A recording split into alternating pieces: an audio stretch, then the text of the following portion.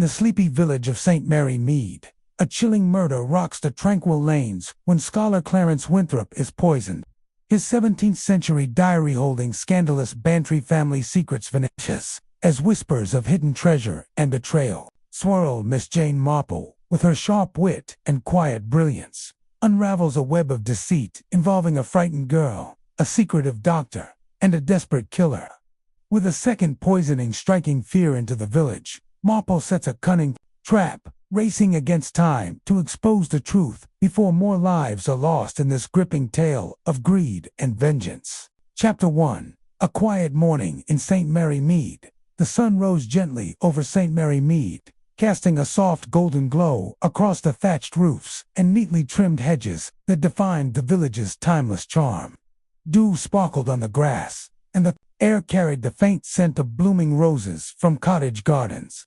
It was a sort of morning that seemed to promise nothing more eventful than the clink of teacups and the rustle of newspapers. At her cottage on the edge of the village, Miss Jane Marple sat in her favorite armchair by the window, her knitting needles moving with the steady rhythm of long habit. A skein of pale blue wool rested in her lap, and a cup of tea steamed on the small table beside her. To any passer-by, she was the picture of serene domesticity and elderly spinster, enjoying a quiet morning. But Miss Marple's bright blue eyes, sharp as ever behind her spectacles, missed nothing.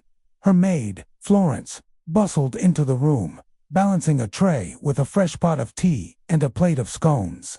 Florence was a sturdy woman in her 40s, with a no-nonsense manner and a knack for picking up village gossip, which she delivered to Miss Marple with the regularity of the postman. "Good morning, miss," she said, setting the tray down. "You'll never guess what's got the village talking today." Miss Marple's needles paused, and she looked up with a faint smile. "Do tell, Florence. I'm all ears." Florence straightened, clearly delighted to share her news. "It's that new gentleman at the old manor, Mr. Clarence Winthrop. Moved in just last week, he has, and already he's causing a stir. Keeps to himself, doesn't come to church, and Mrs. Price at the post office says he gets letters from all sorts of queer places, London, Oxford, even abroad. They say he's a scholar of some kind, poking about in dusty old books." Miss Marple's smile deepened. She had heard whispers about Mr. Winthrop already. St. Mary Mead was not a place where newcomers went unnoticed. The old manor, a rambling stone house on the outskirts of the village, had stood empty for months since its last tenant, a retired colonel, had moved to Brighton. The arrival of a reclusive scholar was precisely the sort of event to set tongues wagging. "A scholar, you say?" she mused, her needles resuming their rhythm. "What sort of books, I wonder?" Florence shrugged, wiping her hands on her apron. "Nobody knows for certain. Mrs. Gibbs, she's housekeeping for him, says he's got crates of papers and maps, and he's always locking himself in his study. Sounds like he's up to something peculiar, if you ask me." Miss Marple nodded thoughtfully. She knew Mrs. Gibbs, a stout, gossipy woman who had worked at the manor for years and could be relied upon to share every detail of her employer's habits, whether they liked it or not. "Peculiar," she repeated softly, as if testing the word. "Well, we shall see. Newcomers often bring a bit of excitement to St. Mary Mead." Florence snorted. "Excitement's one thing, miss, but I don't like the look of him. Too secretive, if you ask me. And then there's young Lucy Harper, the artist girl, hanging about the manor yesterday. Mrs. Price saw her coming out the gate, looking all flustered." Miss Marple's eyebrows lifted slightly. Lucy Harper was a local girl, barely 20, with a talent for painting and a reputation for being a bit impulsive. Her father, old Mr. Harper, ran the village shop and was forever fretting about his daughter's modern ideas. If Lucy was visiting Mr. Winthrop, it was unlikely to be a social call. Miss Marple filed the information away, her mind already turning over possibilities. "Perhaps she was delivering something," she said mildly. "Or perhaps Mr. Winthrop is a patron of the arts." Florence gave a skeptical huff and headed back to the kitchen, leaving Miss Marple to her thoughts. The village was a small canvas, and every new stroke, every new face, every whispered rumor added to its picture.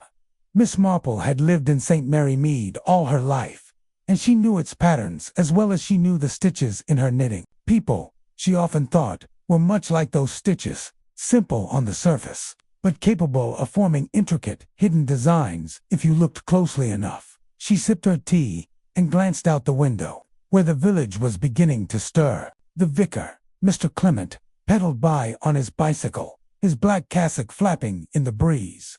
Across the lane, Mrs. Price emerged from the post office, pausing to chat with Mrs. Bantry, who was out inspecting her roses. Miss Marple's gaze lingered on Mrs. Bantry, whose husband, Colonel Bantry, owned the grandest house in the village, Gossington Hall. The Bantrys were old friends, and Dolly Bantry's lively chatter was a frequent source of useful tidbits. If anyone had more to say about Mr. Winthrop, it would be Dolly. As the morning wore on, Miss Marple decided to pay a call at the vicarage. Mrs. Clement had invited her for tea later in the week, but a spontaneous visit might yield more immediate insights. She set her knitting aside, adjusted her hat, and picked up her walking stick. Not that she needed it, but it lent a certain air of harmlessness that she found useful. Stepping out into the crisp morning air, she made her way down the lane, nodding politely to neighbors who greeted her with cheerful good mornings. The vicarage was a modest, ivy-covered house next to the church, its garden bursting with dahlias and chrysanthemums. Mrs. Clement, a plump, cheerful woman with a tendency to fluster, welcomed Miss Marple at the door. "Oh, Miss Marple, what a lovely surprise. Do come in. I was just telling Leonard, that's Mr. Clement. You know how we must invite that Mr. Winthrop to tea, though he's such an odd man, always shut up in that manner." Miss Marple settled into a chintz-covered chair, accepting a cup of tea and a slice of fruitcake. "I hear he's a scholar," she said, her tone light. "Perhaps he's simply absorbed in his work." Mrs. Clement's eyes widened. "That's what Leonard says, but I don't know. He's so distant. And Mrs. Gibb told me he's got all sorts of strange equipment, maps and magnifying glasses and bottles of ink. She says he's looking for something, though he won't say what." Miss Marple sipped her tea, her expression one of polite interest. "How intriguing. And has he made any acquaintances in the village? I understand Lucy Harper was seen at the manor." Mrs. Clement leaned forward, lowering her voice conspiratorially. "Yes, isn't that odd? Lucy's such a lively girl, always sketching or painting, but she's been so quiet lately. I saw her myself, coming out of the manor gate yesterday afternoon. She looked positively shaken, as if she'd seen a ghost." "Perhaps she was delivering one of her paintings," Miss Marple suggested, though her mind was already elsewhere. Lucy Harper's visit to the manor, combined with Mr. Winthrop's secretive habits, suggested a connection that warranted closer attention. She made a mental note to speak with Lucy's father at the shop. The conversation drifted to other village matters, the upcoming bazaar, the new curate's unfortunate sermons, but Miss Marple's thoughts remained on Mr. Winthrop, a reclusive scholar, crates of papers, a young artist's distress. These were threads in a pattern she could not yet see clearly, but she felt the familiar prickle of curiosity. In St. Mary Mead, as in life, the quietest moments often hid the deepest secrets. As she walked home, Miss Marple passed the old manor, its stone walls half hidden behind overgrown yews. The windows were dark, the curtains drawn, but she fancied she saw a flicker of movement at one of the upper panes. She paused, her sharp eyes scanning the house. It was probably nothing Mrs. Gibb's cleaning, perhaps, but Miss Marple had learned long ago to trust her instincts. Something was afoot in St. Mary Mead, and she intended to find out what. Back at her cottage, she settled into her armchair and resumed her knitting, the needles clicking in time with her thoughts. The village was a small world, but its dramas were as complex as any in London or Paris. People, she reflected, were the same everywhere, driven by love, fear, greed, or shame. Whatever Mr. Winthrop was searching for, it had stirred something in St. Mary Mead, something that might not stay quiet for long. The rest of the morning passed uneventfully. Florence brought in the post, which included a letter from Miss Marple's nephew, Raymond West, announcing a visit next week. Miss Marple smiled at the thought of Raymond's literary airs and his inevitable surprise when she unraveled some village mystery under his nose. But her mind kept returning to the manor, to Mr. Winthrop, and to Lucy Harper's flushed face. By afternoon, the village was abuzz with preparations for the bazaar, a yearly event that drew everyone from the squire to the postman's wife. Miss Marple decided to attend, not only to support the church fund, but to observe the villagers. If Mr. Winthrop made an appearance, she might gauge his character for herself. And if Lucy Harper was there, a quiet word might reveal what had unsettled her. As she prepared to leave, Florence appeared in the doorway, her face flushed with fresh news. "Miss, you won't believe it. Mrs. Price just told me Mr. Winthrop's been getting telegrams now 3 in one day." "What sort of man needs telegrams like that?" Miss Marple's eyes twinkled. "A man with secrets, Florence, or perhaps just a man with a lot to say. We shall see." She stepped out into the afternoon sun, her walking stick tapping lightly on the path. St. Mary Mead was as peaceful as ever, its cottages and gardens basking in the warm light, but Miss Marple knew better than to trust appearances. Beneath the village's calm surface, something was stirring, a secret that, if left unchecked, might unravel the very fabric of St. Mary Mead. The bazaar was held on the village green, where stalls were laden with homemade jams, knitted scarves, and second-hand books. Children darted about, clutching toffee apples, while their parents chatted over cups of tea. Miss Marple, dressed in her usual tweed skirt and sensible shoes, moved through the crowd with the air of a kindly aunt, nodding and smiling but always watching. She spotted Mrs. Bantry at the cake stall, arguing good-naturedly with Mrs. Price over the price of a Victoria sponge. Colonel Bantry stood nearby, looking faintly bored but ever the dutiful husband. Miss Marple made her way to the tea tent, where Mrs. Clement was holding court, dispensing scones and gossip in equal measure. "Miss Marple," she called, waving her over. "Do come and have a cup. We were just talking about Mr. Winthrop. He hasn't shown his face, you know, though I sent him an invitation myself." "Perhaps he's shy," Miss Marple said, accepting a cup. "Or perhaps his work keeps him busy." Mrs. Clement snorted. "Busy? That's what they call it when a man's up to no good. I say he's hiding something. Why else would he lock his study door, even when Mrs. Gibbs is cleaning?" Miss Marple's interest sharpened, but she kept her tone mild. "Locked doors are not uncommon for scholars, I believe. They guard their work as fiercely as a dragon guards its gold." Mrs. Clement laughed, but her eyes darted to the edge of the green, where Lucy Harper stood alone, sketching the scene with quick, nervous strokes. Miss Marple followed her gaze, noting the girl's pale face and the way her hands trembled slightly. Something was troubling Lucy, and Miss Marple resolved to find out what. Before she could approach, a commotion broke out near the bookstall. Mr. Harper, Lucy's father, was arguing with Dr. Haydock, the village physician, over a rare volume of poetry. "It's not for sale, Haydock," Mr. Harper snapped, his face red. "It's a family heirloom, and I won't have it pawed over by strangers." Dr. Haydock, a tall, genial man with a reputation for bluntness, raised his hands in mock surrender. "No need to bite my head off, Harper. I only asked to have a look." Miss Marple watched the exchange with interest. Mr. Harper was usually a mild-mannered man, but his outburst suggested a deeper worry. And Dr. Haydock, she recalled, had a keen interest in local history, perhaps keen enough to know something about Mr. Winthrop's research. As the afternoon wore on, Miss Marple circulated among the stalls, her ears open to every snippet of conversation. She learned that Mr. Winthrop had ordered a crate of obscure chemicals from London, that Mrs. Gibbs had complained of odd smells from his study, and that a stranger man in a dark coat had been seen near the manor late at night. Each piece of information was a thread, and Miss Marple's mind was already weaving them into a pattern by the time she returned home. The sun was setting, painting the sky in shades of pink and gold. She settled into her armchair, her knitting in hand, and let her thoughts drift. Mr. Winthrop's arrival, Lucy's distress, the locked study, the stranger in the dark coat, These were not random events, but parts of a larger design, and Miss Marple, with her quiet patience and unerring instinct, was determined to uncover it.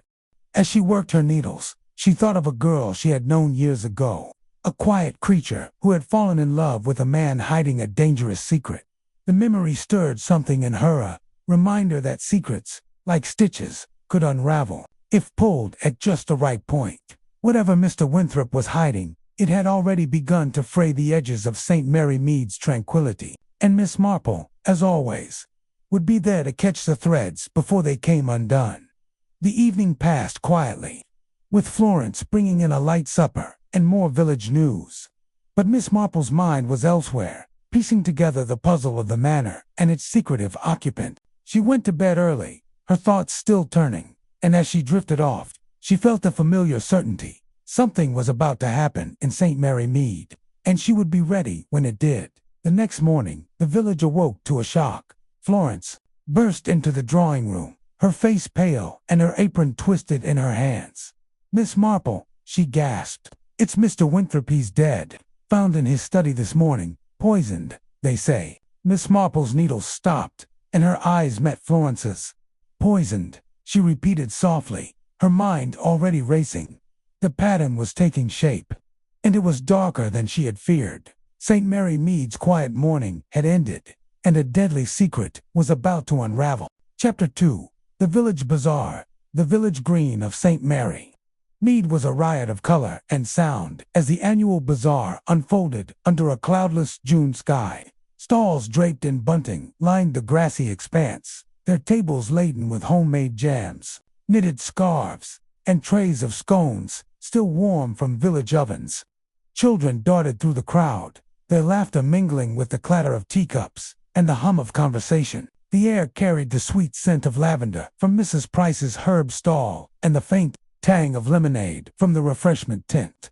To an outsider, it was a scene of idyllic charm, the very picture of rural England at its most contented. But Miss Jane Marple, standing near the edge of the green, with her black umbrella shading her from the sun, knew better than to trust such appearances. Beneath the cheerful bustle, St. Mary Mead was a place of secrets, and today she sensed those secrets were stirring. Miss Marple had arrived early, her sensible shoes sinking slightly into the grass as she surveyed the scene. Her tweed skirt and neat straw hat marked her as a familiar figure, and villagers greeted her with smiles and nods, unaware of the sharp intelligence behind her mild expression.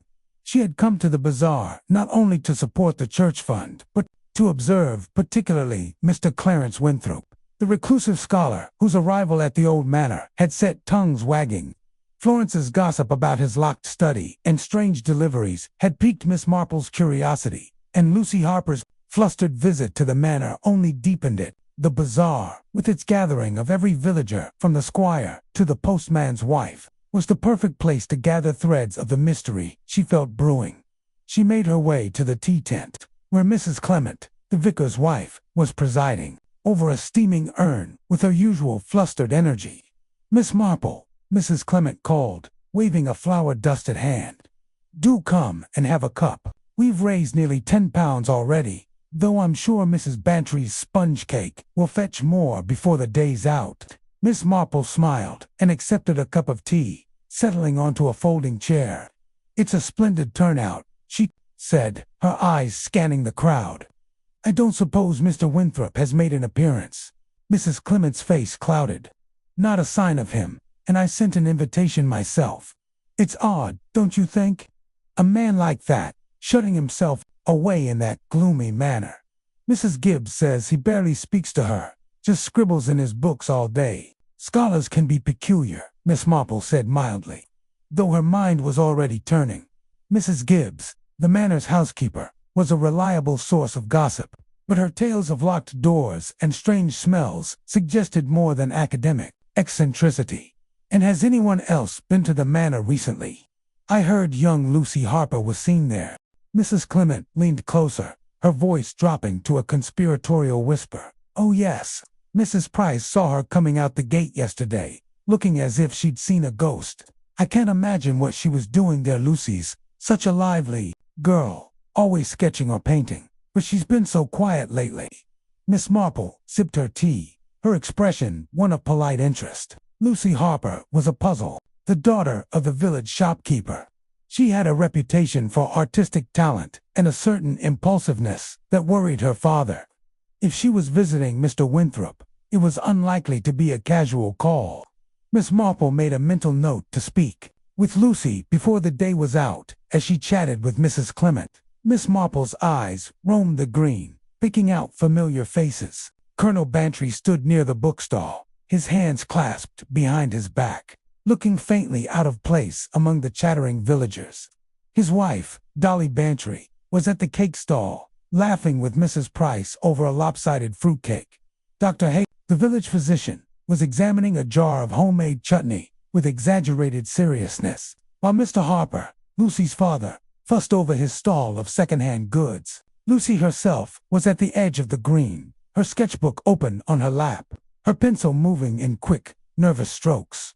Miss Marple excused herself and wandered toward the bookstall, where she found Mr. Clement, the vicar, sorting through a pile of dusty volumes. "Good afternoon, Mr. Clement," she said, picking up a worn copy of Pride and Prejudice. "Any treasures today?" The vicar smiled, pushing his spectacles up his nose. "Nothing too exciting, I'm afraid. Though I did hope Mr. Winthrop might donate something from his collection. He's said to have crates of rare books at the manor." "Has he, now?" Miss Marple said, her tone light. "I suppose he's too busy with his research to join us today." Mr. Clement nodded. "So Mrs. Gibbs says. She told me he's studying some old diary 17th century, I believe. Something about a scandal in the village's history. I offered to show him the parish records, but he declined. Polite, but distant." Miss Marple's interest sharpened, though she kept her expression bland. A 17th century diary could mean many things, but in St. Mary Mead, history often had a way of reaching into the present. She thanked Mr. Clement and moved on, her umbrella tapping lightly on the grass dot at the cake stall. She found Dolly Bantry in high spirits, her cheeks flushed from the sun and the excitement of the day. "Jane," Dolly exclaimed, pulling her into a hug, "you must try my lemon drizzlets, the talk of the bazaar. Though I dare say Mrs. Price thinks her gingerbread is better." Miss Marple laughed, accepting a slice of cake wrapped in a napkin. "It looks splendid, Dolly. Have you had any visitors from the manor today? I hear Mr. Winthrop is quite the mystery." Dolly's eyes sparkled with mischief. "Oh, he's a queer one, isn't he? Arthur says he's probably just a harmless eccentric, but I'm not so sure. Mrs. Gibbs told me he's got maps and charts all over his study, and he locks the door even when he's out. What's he hiding, I wonder? Perhaps nothing more than his work," Miss Marple said, though she doubted it. The mention of maps and charts was new, and it suggested Mr. Winthrop's research was more than academic. "And what about young Lucy Harper? I hear she's been to the manor." Dolly's expression turned serious. "Yes, I saw her myself, coming out the gate yesterday. She looked positively shaken, Jane. I asked her if she was all right, but she just mumbled something about delivering a sketch and hurried off. I don't like it. That girl's got a good heart, but she's impulsive. If she's mixed up with Winthrop, it's no good." Miss Marple nodded, her mind weaving the threads together. Lucy's visit, the locked study, the diary, the map set, was a pattern, but an incomplete one. She needed more pieces to see the whole dot. As the afternoon wore on, the bazaar grew livelier. A band struck up a jaunty tune, and children gathered for a sack race, their shrieks echoing across the green. Miss Marple moved through the crowd, her ears open to every snippet of conversation. She learned that Mr. Winthrop had ordered a crate of chemicals from London's, something about preserving old documents. According to Mrs. Price, she heard that a stranger in a dark coat had been seen near the manor late at night, though no one knew who he was, and she caught a whisper that Dr. Haydock had been asking Mr. Harper about a rare book in his shop, one he claimed was a family heirloom. The mention of Dr. Haydock piqued her interest. He was a practical man, not given to sentimentality, and his interest in a book suggested it might be connected to Winthrop's research. She made her way to his stall, where he was now examining a tray of homemade pickles with the same intensity he applied to his patients. "Good afternoon, Dr. Haydock," she said, picking up a jar of chutney. "I hear you've been looking at Mr. Harper's books. Anything of interest?" The doctor chuckled, his eyes crinkling at the corners. "Just a bit of nostalgia, Miss Marple. There's a volume of poetry in his shop that my father used to read to me. I thought it might be nice to have it, but Harper's got it priced like it's the crown jewels." Miss Marple smiled, but her mind was elsewhere. A book of poetry might be just that, or it might be a clue to something larger. She thanked Dr. Haydock and moved on, her thoughts turning to Lucy Harper. She found the girl at the edge of the green, sitting on a bench with her sketchbook open. Lucy's dark hair was tucked behind her ears, and her pencil moved in quick, jerky strokes, as if she were trying to capture something before it slipped away. Miss Marple approached quietly, her umbrella shading them both. "Good afternoon, Lucy," she said gently. "That's a lovely sketch. The church spire looks quite striking." Lucy started, her pencil skidding across the page. "Oh, Miss Marple, I didn't see you there.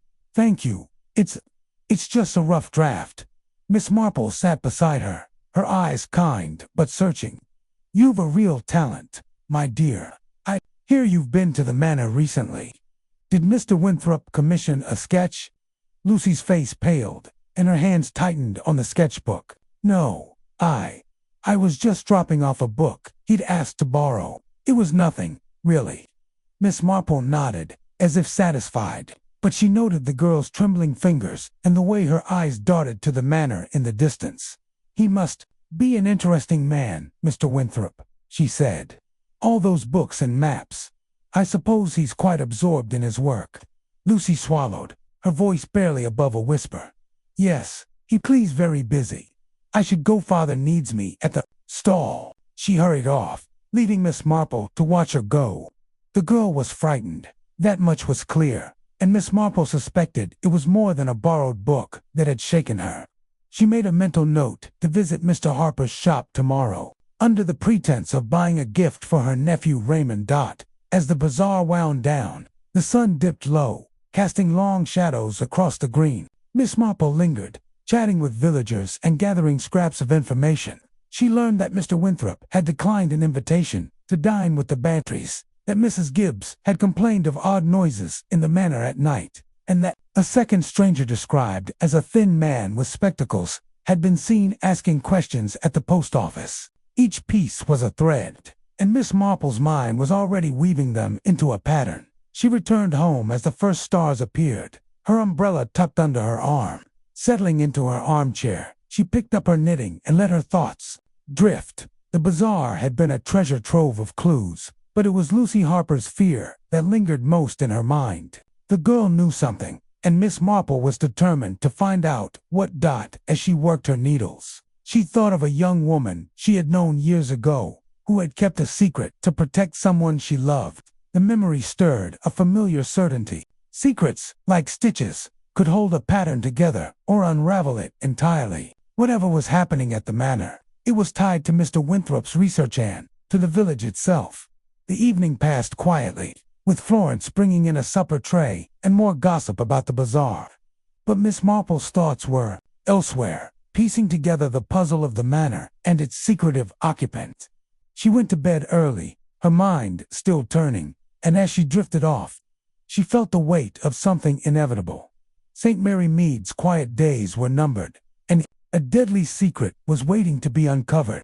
Chapter 3. A shocking discovery. The morning light filtered through the lace curtains of Miss Jane Marple's cottage, casting delicate patterns on the polished floorboards.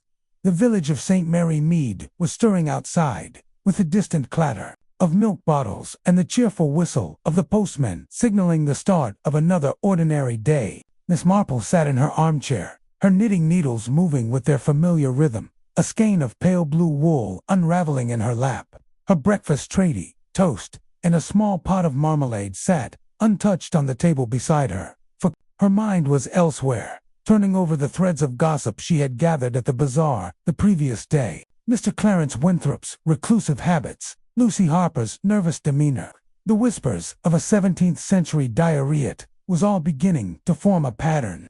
though its shape remained elusive. She was just reaching for her teacup when the door burst open, and Florence, her maid, stumbled in, her face as white as the apron twisted in her hands. "Miss Marple," she gasped, clutching the doorframe. "It's Mr. Winthrop. He's dead.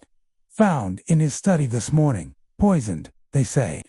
Miss Marple's needles stopped mid-stitch, and her sharp blue eyes met Florence's. "Poisoned," she repeated softly, her voice calm but her mind racing. "How dreadful. Who found him?" "Florence." "Mrs. Gibbs, the housekeeper," Florence said, her words tumbling out. "She went in to bring his tea, like usual, and there he was, slumped over his desk, cold as stone. She ran straight to Dr. Haydock, and he called the police. The whole village is talking about it. Mrs. Price says it's murder, plain as day." Miss Marple set her knitting aside and rose, smoothing her tweed skirt. "Thank you, Florence. I think I shall pay a call at the Mrs. Clement will know more, and I must offer my condolences to Mrs. Gibbs. This is a terrible shock." Florence nodded, still wide-eyed. "It's not right, miss. A quiet place like St. Mary Mead, and now murder. What's the world coming to?" Miss Marple gave a small, reassuring smile, though her thoughts were far from serene. Murder in St. Mary Mead was rare, but not unheard of. She had seen it before, and she knew the signs. The locked study, the strange deliveries, Lucy Harper's fear. These were not random threads, but parts of a tapestry. And Mr. Winthrop's death was the tear that would unravel it. She adjusted her hat, picked up her walking stick, and stepped out into the morning sun. Her steps brisk despite her age. The village was abuzz as she made her way down the lane. Neighbors stood in small knots, their voices hushed but urgent, their eyes darting toward the old manor on the hill. The manor itself loomed against the sky, its stone walls grim and silent, its windows dark. Miss Marple noted the police car parked at the gate and the figure of Inspector Craddock, a familiar face from past cases, speaking with Dr. Haydock near the entrance. She did not approach better to gather her own impressions first, but instead turned toward the vicarage, where Mrs. Clement would be a fountain of information. Mrs. Clement welcomed her with a flurry of distress, her hands wringing as she ushered Miss Marple into the sitting room. "Oh, Jane, isn't it awful?" she cried, pressing a handkerchief to her lips. "Poor Mr. Winthrop, dead in his own study. And Mrs. Gibbs is beside herself. She says she never set foot in that house again." Miss Marple settled into a chair, accepting a cup of tea she had no intention of drinking. "It's a terrible thing," she said gently. "What exactly did Mrs. Gibbs say? It must have been a dreadful shock for her." Mrs. Clement sank onto the sofa, her eyes wide.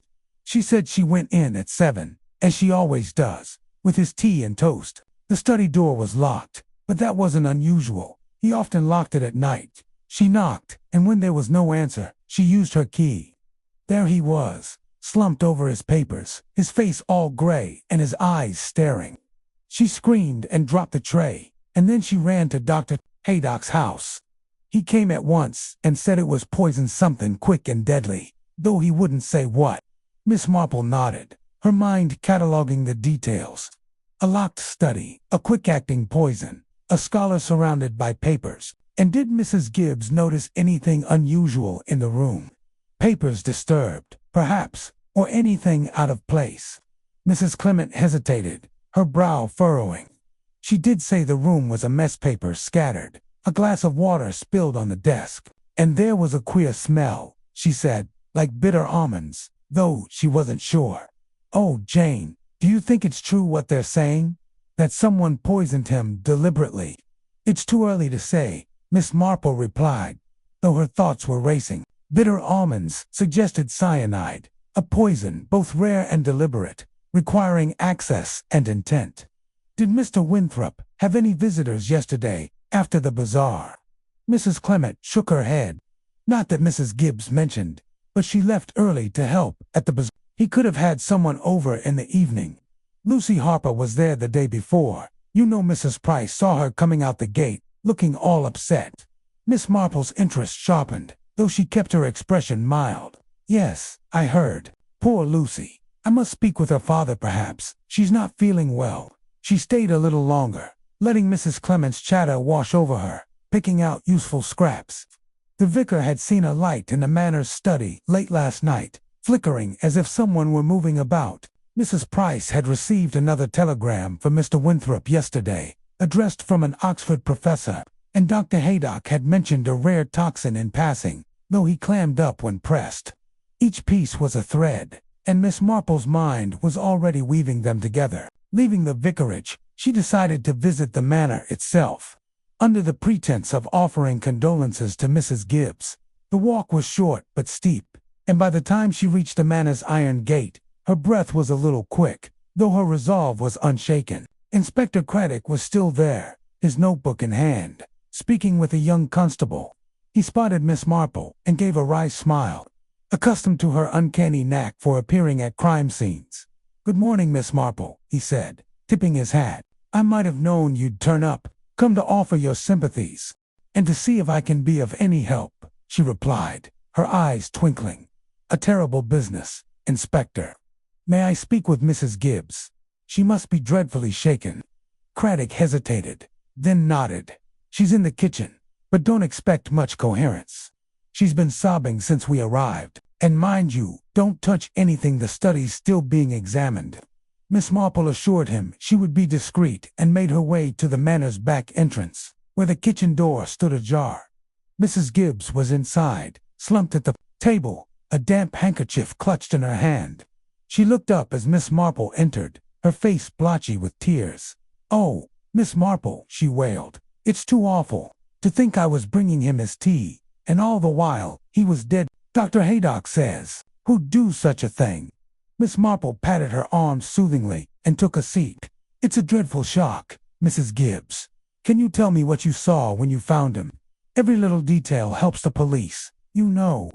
Mrs. Gibbs sniffed and dabbed her eyes. "It was just like I told the inspector. I went in at 7, with his tray. The study door was locked, but I've got a key. He gave it to me when he moved in, though he didn't like me using it. I knocked, and when he didn't answer, I thought he might be asleep. I opened the door, and there he was, all slumped over. His desk, his face awful, papers everywhere, and a glass tipped over, water all over the floor.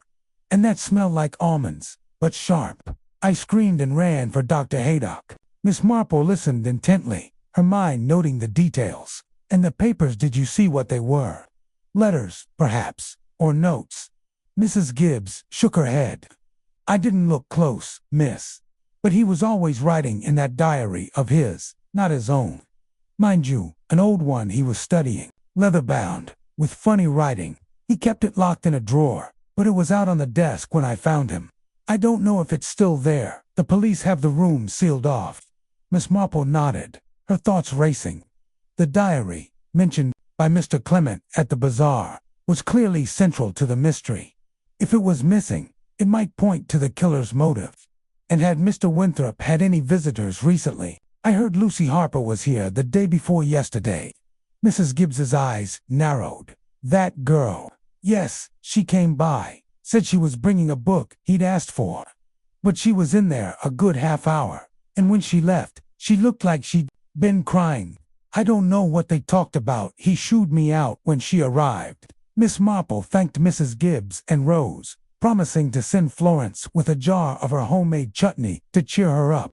As she left the kitchen, she caught a glimpse of the manor's hall, where a constable stood guard outside the study door. The house felt heavy with secrets, its silence louder than the village's chatter. Outside, she paused to speak with Inspector Craddock, who was now examining a notebook found in the study. "Any early theories?" Inspector caressed, her tone innocent. Craddock sighed, running a hand through his hair. "It's early days, Miss Marple, but it's murder, no question. Cyanide, Dr. Haydock thinks, though we're waiting for the lab to confirm. The study was locked from the inside, but the window was unlatched. Someone could have climbed in. No sign of the diary Mrs. Gibbs mentioned, which is odd. And there's a glass with traces of the poison, but no bottle or vial. Whoever did this knew what they were about." Miss Marple nodded, her mind turning over the locked room, the unlatched window, the missing diary, and Lucy Harper. "I hear she visited recently." Craddock's eyes narrowed. Yes, we'll be speaking to her. She's not a suspect yet, but her visit raises questions. We're also looking at Dr. Haydock. He supplied some chemicals to Winthrop last week, though he swears they were for preserving documents. And there's a Mr. Travers, a scholar from Oxford, who had a row with Winthrop last month over some research. He was seen in the village yesterday. Miss Marple filed the names away, her thoughts drifting to a case she had known years ago, where a locked room had hidden a simple but deadly trick. I'm sure you'll get to the bottom of it, Inspector, she said. I'll leave you to your work. As she walked back to the village, the manor's shadow lingered in her mind. The bazaar's cheerful bustle seemed a lifetime ago, replaced by the chill of murder. She passed Mr. Harper's shop and saw Lucy inside, stacking tins with a distracted air. Miss Marple decided not to stop, better to let the girl settle before approaching, but she noted the tension in Lucy's shoulders, the way her eyes darted to the window. At home, Miss Marple settled into her armchair, her knitting resuming its rhythm. The village was no longer just a canvas of gossip and routine. It was a crime scene, and every villager a potential thread in the mystery. She thought of Mr. Winthrop, alone in his study, surrounded by papers that might hold the key to his death. She thought of Lucy Harper, her fear betraying a secret she dared not share. And she thought of the diary, its absence, a clue in itself. The day wore on, with Florence bringing in fresh rumors. The stranger in the dark coat had been seen again, near the church this time.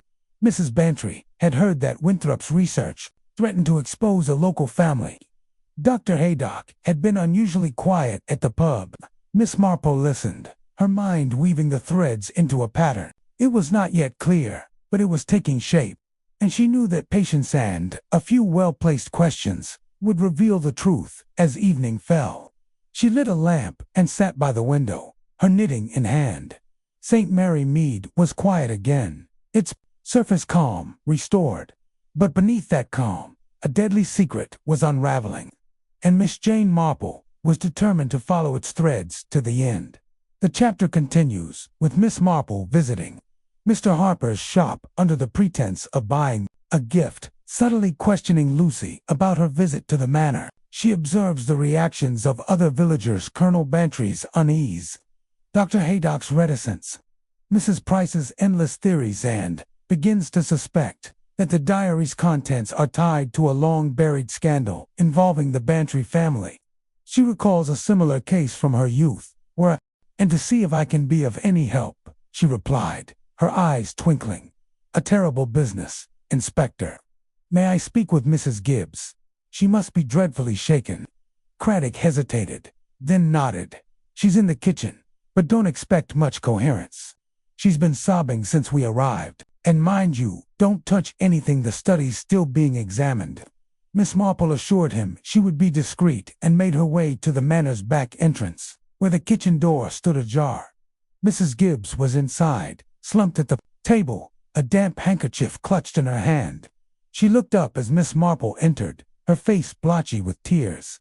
"Oh, Miss Marple," she wailed, "it's too awful. To think I was bringing him his tea, and all the while he was dead. Dr. Haydock says, who'd do such a thing?" Miss Marple patted her arm soothingly and took a seat. "It's a dreadful shock, Mrs. Gibbs. Can you tell me what you saw when you found him? Every little detail helps the police, you know."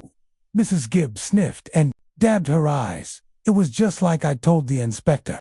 I went in at 7, with his tray. The study door was locked, but I've got a key. He gave it to me when he moved in, though he didn't like me using it. I knocked, and when he didn't answer, I thought he might be asleep. I opened the door, and there he was, all slumped over. His desk, his face awful, papers everywhere, and a glass tipped over, water all over the floor. And that smell like almonds, but sharp." I screamed and ran for Dr. Haydock. Miss Marple listened intently, her mind noting the details. "And the papers, did you see what they were? Letters, perhaps, or notes?" Mrs. Gibbs shook her head. "I didn't look close, miss. But he was always writing in that diary of his, not his own. Mind you, an old one he was studying, leather-bound, with funny writing. He kept it locked in a drawer, but it was out on the desk when I found him.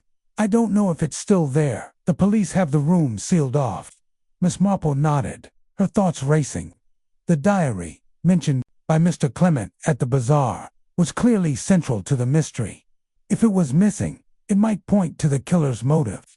And had Mr. Winthrop had any visitors recently? I heard Lucy Harper was here the day before yesterday. Mrs. Gibbs's eyes narrowed. That girl. Yes, she came by. Said she was bringing a book he'd asked for. But she was in there a good half hour, and when she left, she looked like she'd been crying. I don't know what they talked about. He shooed me out when she arrived. Miss Marple thanked Mrs. Gibbs and rose, promising to send Florence with a jar of her homemade chutney to cheer her up. As she left the kitchen, she caught a glimpse of the Manners Hall, where a constable stood guard outside the study door. The house felt heavy with secrets, its silence louder than the village's chatter.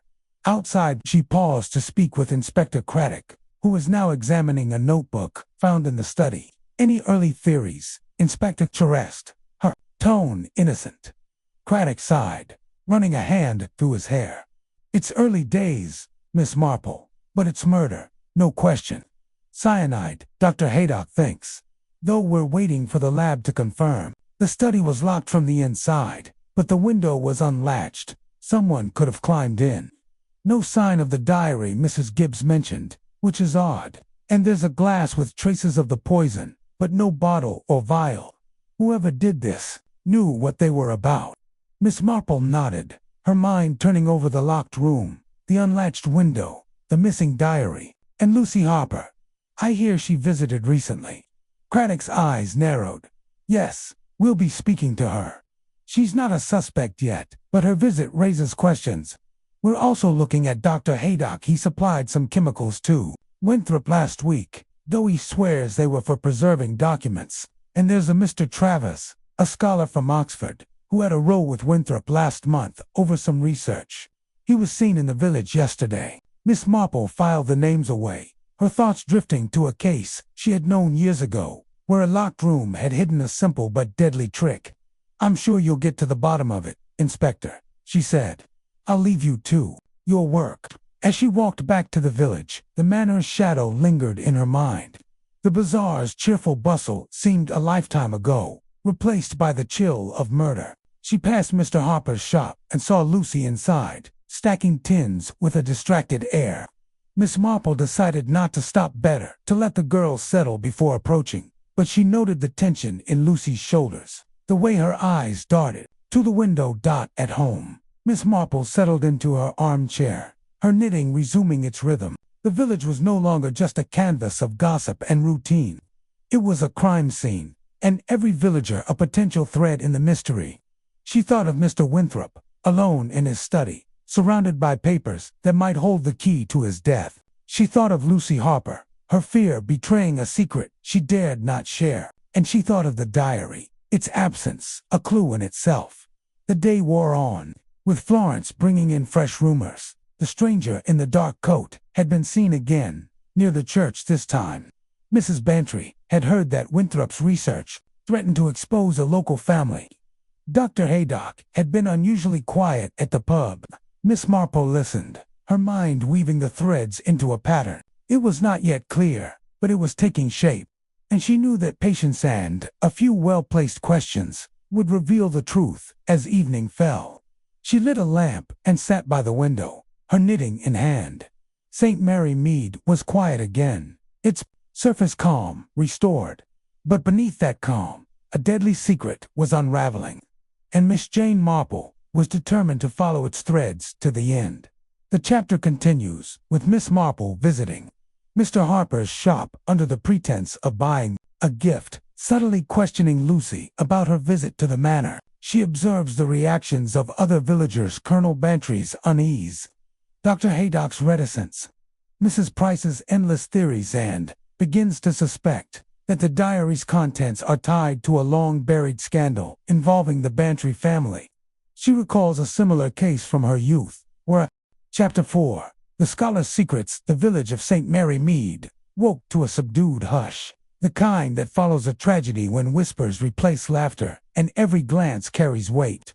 The news of Mr. Clarence Winthrop's murder had spread like wildfire, fanned by the breathless gossip of Mrs. Price at the post office and the tearful recounting of Mrs. Gibbs at the grocer's.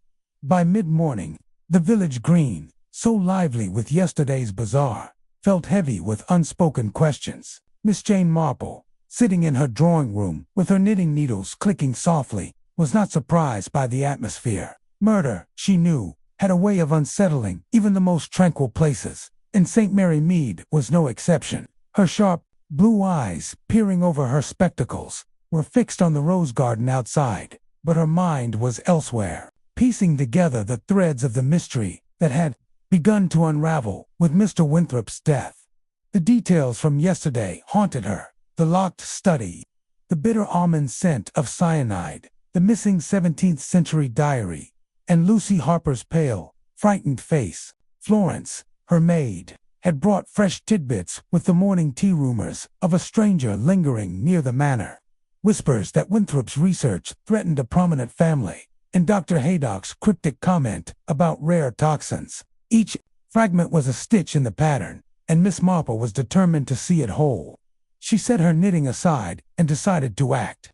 If the diary was the key to Winthrop's murder, as she suspected, she needed to know more about its contents. The village archives, housed in the back room of the church, were a logical starting point, and her nephew Raymond West, due to arrive tomorrow, might prove a useful ally with his literary connections. She adjusted her straw hat, picked up a walking stick, and set out for the vicarage, where Mr. Clement could grant her access to the archives. The morning was warm, the air thick with the scent of honeysuckle, and the village seemed to hold its breath as she passed. At the post office, Mrs. Price was in deep conversation with two women, their voices dropping as Miss Marple approached. She smiled politely and continued on, noting their furtive glances.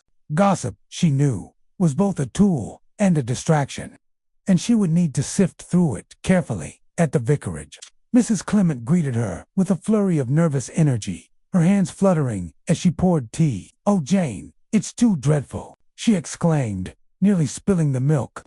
"Poor Mr. Winthrop, poisoned in his own home. And Mrs. Gibbs says she never go back to the manor. She's convinced it's cursed." Miss Marple accepted a cup, her expression one of gentle sympathy. "It's a terrible shock, indeed. I was hoping to speak with Mr. Clement about the parish records. I understand Mr. Winthrop was researching a historical diary. Perhaps the archives might shed light on his work." Mrs. Clement's eyes widened. "The diary? Yes, Mr. Clement mentioned it. He offered to show Winthrop the records, but the man was so secretive, he wouldn't hear of it. Leonard's in the study, sorting his sermons. I'll fetch him." Mr. Clement appeared, his spectacles slightly askew, and greeted Miss Marple warmly. "A sad business, this," he said, shaking his head. "I suppose you're here about Winthrop's research. He was studying a diary from the 1600s, said to belong to a local merchant, one Thomas Bantry. It's rumored to contain a scandal about the Bantry family, something about a disputed inheritance and a hidden treasure. I told him the parish records might help, but he preferred to work alone." Miss Marple's interest sharpened, though she kept her tone mild. "Thomas Bantry, you say? That would be an ancestor of Colonel Bantry, I presume. And this diary, Mr. Winthrop mentioned where he found it." Mr. Clement frowned, adjusting his spectacles. "He was vague about that. Said it came from an Oxford library, but he'd paid a pretty penny for it. He was convinced it held clues to something valuable and, perhaps, or even gold, though I told him that was fanciful. St. Mary Mead's history is hardly so dramatic." Miss Marple smiled faintly. "History has a way of surprising us. Mr. Clement, might I have a look at the archives? I'm curious about this Thomas Bantry and his diary." Mr. Clement agreed, leading her to the small room behind the church, where shelves groaned under the weight of dusty ledgers and parish registers. The air was thick with the musty smell of old paper, and sunlight filtered through a single high window, illuminating motes of dust. Miss Marple settled at a worn table, her gloved hands carefully turning the brittle pages of a 17th century register. Mr. Clement hovered nearby, pointing out entries about the Bantry family. "Here's Thomas Bantry," he said, tapping a faded page. "Born 1620, died 1675, a merchant, quite wealthy. But there's a note about a dispute with his brother, William, over the family estate. It doesn't say much, just that William left the village after a falling out. Miss Marple peered at the crabbed handwriting, her mind racing. A family dispute, a wealthy merchant, a rumored treasure. These were the threads Winthrop had been chasing. If the diary revealed something that threatened the modern Bantry family's wealth or reputation, it could be a motive for murder. She thanked Mr. Clement and made a note to ask Dolly Bantry about her husband's ancestors when she visited Gossington Hall. As she left the church, she spotted Inspector Craddock walking toward the manor, his face set in a grim line. She caught up with him, her umbrella tapping lightly on the path. "Good morning, Inspector," she said brightly. "Any progress in your inquiries?" Craddock sighed, tipping his hat. "Slow going, Miss Marple. The lab confirmed cyanide in the glass, but we found no trace of it in the house. The diary Mrs. Gibbs mentioned is going to neither stolen or hidden. And we've got a few leads. Lucy Harper, who was at the manor 2 days ago. Dr. Haydock, who supplied Winthrop with chemicals. And this, Mr. Travers, the Oxford scholar, who quarreled with him. Oh, and a stranger in a dark coat, seen near the manor last night. But no hard evidence yet."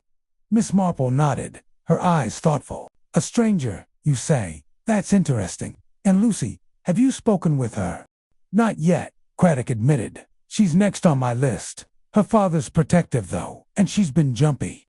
If you hear anything in the village, Miss Marple, I'd be grateful for a tip." "Of course," she said, her tone innocent. "I'll keep my ears open." She parted ways with Craddock and made her way to Gossington Hall, where Dolly Bantry was pruning roses in the garden. Dolly's cheerful demeanor faltered when Miss Marple mentioned Winthrop's death, and her eyes darted to the manor on the hill. "It's awful, Jane," she said, snipping a wilted bloom with more force than necessary. "Arthur's beside himself says it's bad for the village's reputation. And all this talk about a diary, I told him it's nonsense, but he's been so moody lately." Miss Marple tilted her head, her voice gentle. "A diary about the Bantry family, I hear. Something about Thomas Bantry and a scandal. Do you know anything about it?" Dolly's scissors paused, and she frowned. "Arthur mentioned something once, about an old family story. His great-uncle used to talk about a lost inheritance land, or money hidden away after a feud. But it's all legend, Jane. Surely no one would kill over a fairy tale." Miss Marple nodded, though she was not convinced. Legends, she knew, could be powerful motives, especially when they threatened wealth or pride. She stayed for tea, letting Dolly's chatter fill in more details. Colonel Bantry's unease. A vague memory of an old chest in the attic that might hold family papers. And a rumor that Winthrop had been asking about the Bantry estate at the post office. As she walked home, Miss Marple's mind was a whirl of connections. The diary, the Bantry family, Lucy's fear, the stranger in the dark, coquette, was all part of a larger pattern, but the key was still missing. She recalled a case from her youth, where a family secret had led to betrayal and death, and wondered if history was repeating itself in St. Mary Mead. Back at her cottage, Florence greeted her with a fresh pot of tea and more gossip. "Mrs. Price says a man came to the post office this morning, asking about Winthrop's telegrams. Thin, with spectacles, not from around here. And Dr. Haydock was seen leaving the manor late last night, though he says he was just checking on Mrs. Gibbs." Miss Marple listened, her knitting needles clicking steadily.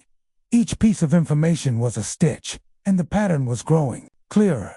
The diary, she suspected, held more than historical gossip. It threatened someone's present, and they had killed to keep it hidden.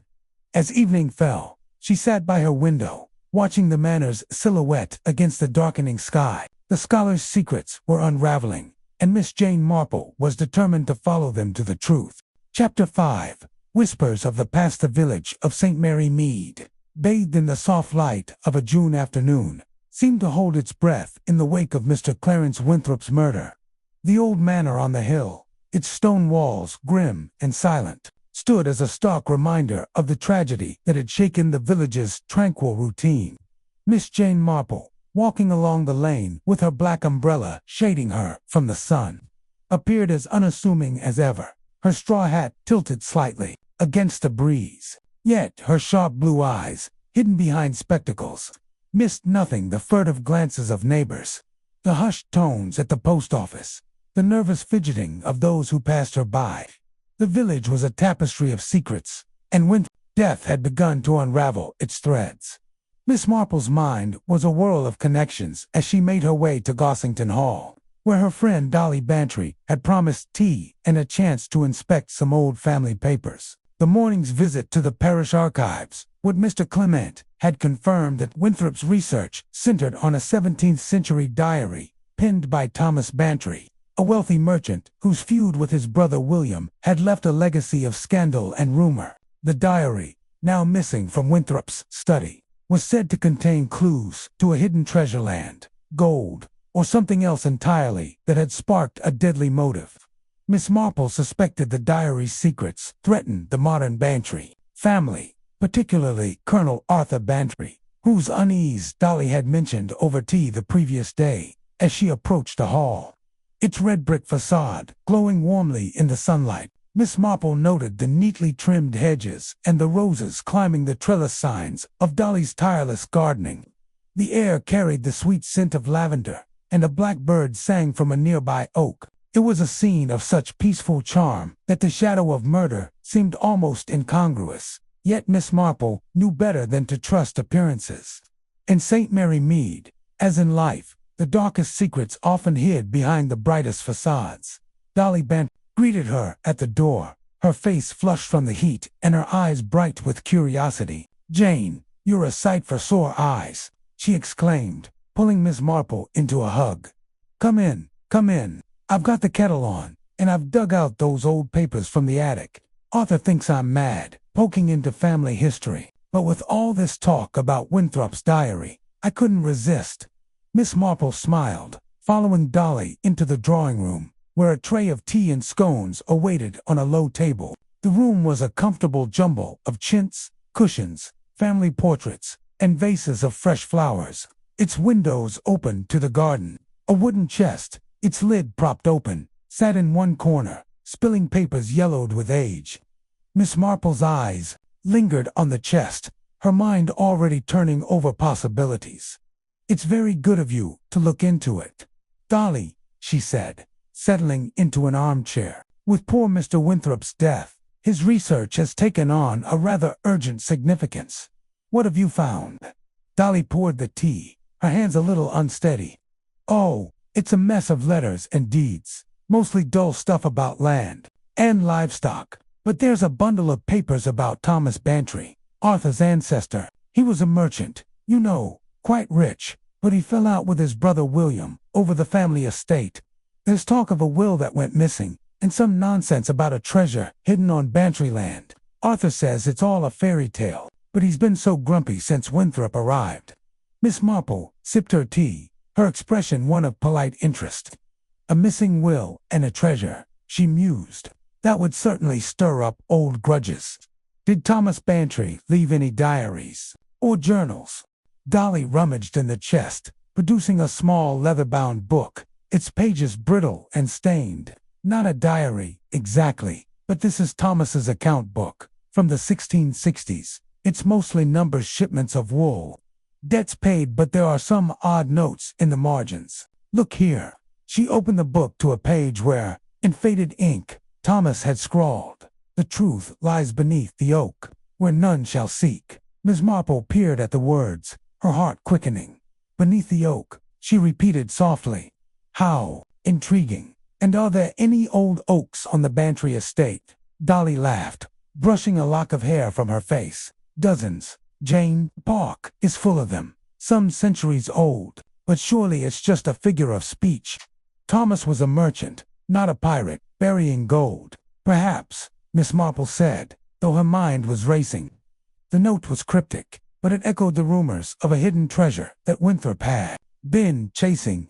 If the diary contained similar clues, it could explain why someone had killed to keep it silent. She made a mental note to ask Colonel Bantry about the estate's history. though she suspected he would be less forthcoming than his wife. As they sipped their tea, Dolly's chatter turned to village gossip. "Everyone's talking about Lucy Harper, you know," she said, lowering her voice.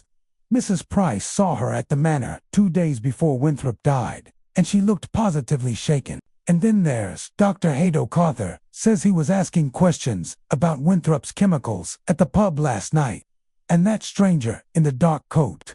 Mrs. Gibbs swears she saw him near the manor again, lurking by the EUs." Miss Marple listened intently, her knitting needles brought along in her bag, clicking softly as she worked a row of pale blue wool.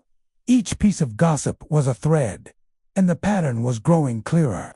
Lucy's fear, Dr. Haydock's curiosity, the stranger's presence, they all pointed to the diary and its secrets. She recalled a case from her youth, where a family secret had been buried with a murder, only to resurface years later. Was the Bantry family hiding something similar, and had Winthrop's research threatened to expose it? "Dolly," she said, setting her cup down, "do you think Arthur would mind if we took a walk in the park? I'd love to see those oaks, and a bit of fresh air would do us good." Dolly's eyes sparkled with mischief. "He'll grumble, but he's at the golf club till dinner. Come on, Jane, let's play detectives." They left the drawing room and stepped into the garden, where the sun cast dappled shadows across the lawn. The Bantry estate stretched beyond, a rolling parkland dotted with ancient oaks, their gnarled branches heavy with summer leaves. Miss Marple walked slowly, her umbrella tapping the grass, her eyes scanning the trees for anything unusual, a hollow trunk, a marker, a sign of disturbance. Dolly chattered about the estate's history, pointing out the oldest oak, said to have stood since Elizabeth's reign. "It's a grand old tree," Dolly said, patting its rough bark. "Arthur's great-uncle used to say it held the family's secrets, but he was fond of his brandy. Do you really think Thomas hid something here?" Miss Marple smiled faintly. "People hide all sorts of things, Dolly gold, papers, or simply the truth, but secrets have a way of coming to light." As they circled the oak, Miss Marple noticed a patch of earth at its base, slightly softer than the surrounding grass, as if recently disturbed. She knelt, her gloved hands brushing the soil, and found a small stone, half buried, with a faint carving across, perhaps, or a rune. Her heart quickened, but she said nothing, rising with a little groan, as if her knees had protested.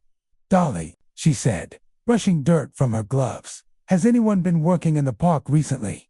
Gardeners, perhaps?" Dolly frowned, shaking her head. "Not since spring." "Why? Have you found something?"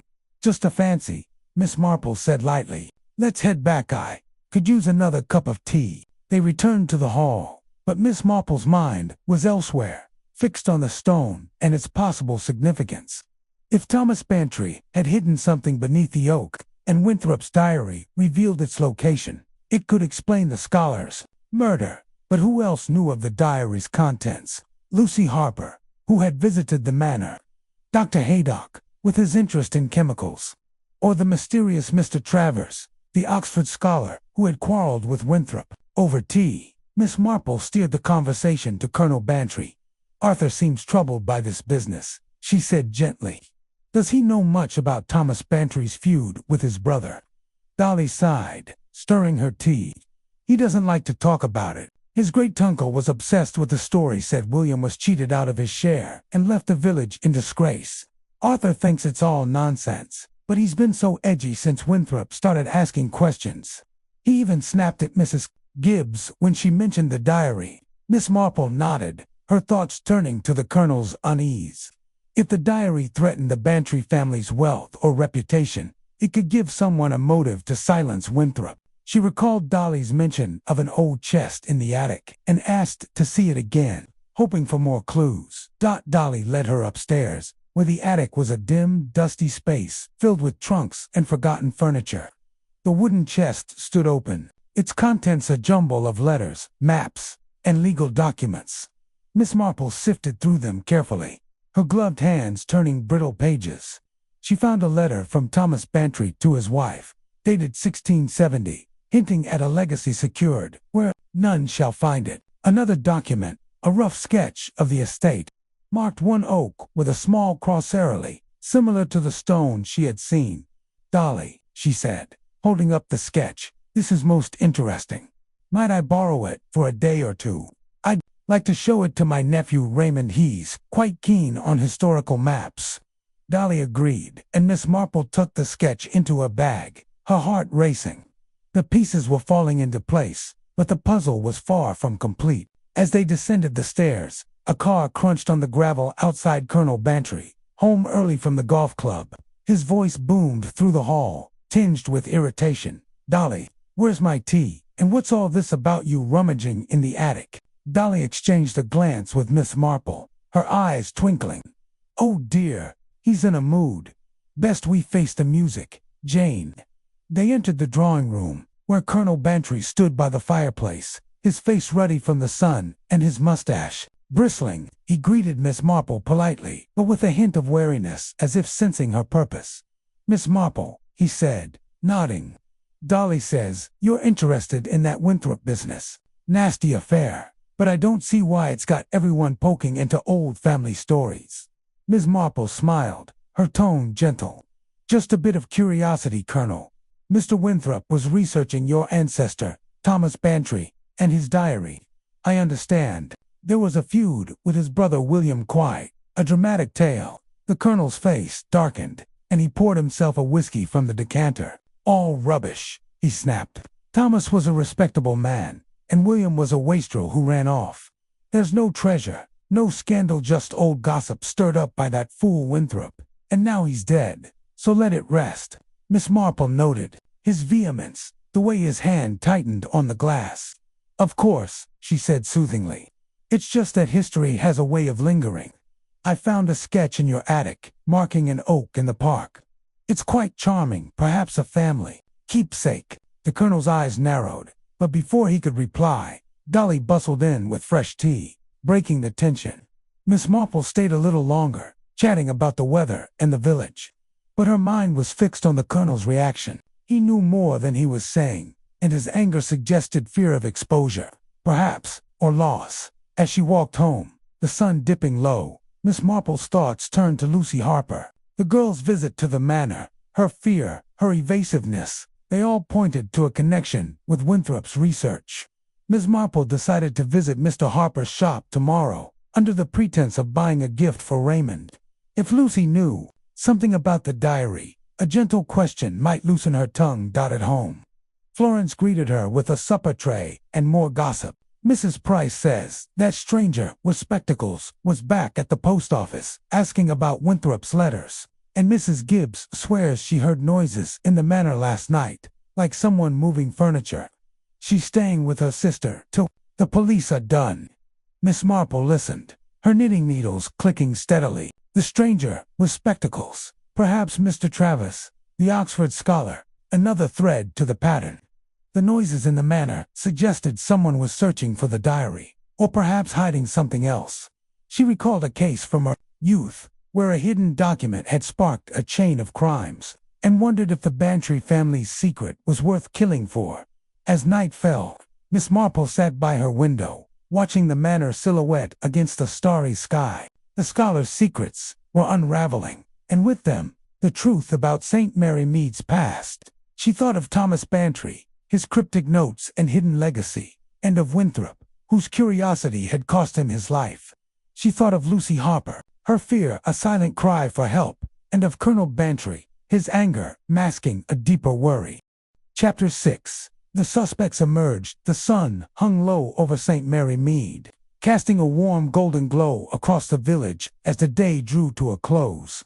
The air was thick with the scent of roses and freshly cut grass, and the distant chime of the church clock marked the hour with a familiar, comforting rhythm. Yet beneath this serene surface, the village was alive with tension. Its usual calm fractured by the murder of Mr. Clarence Winthrop.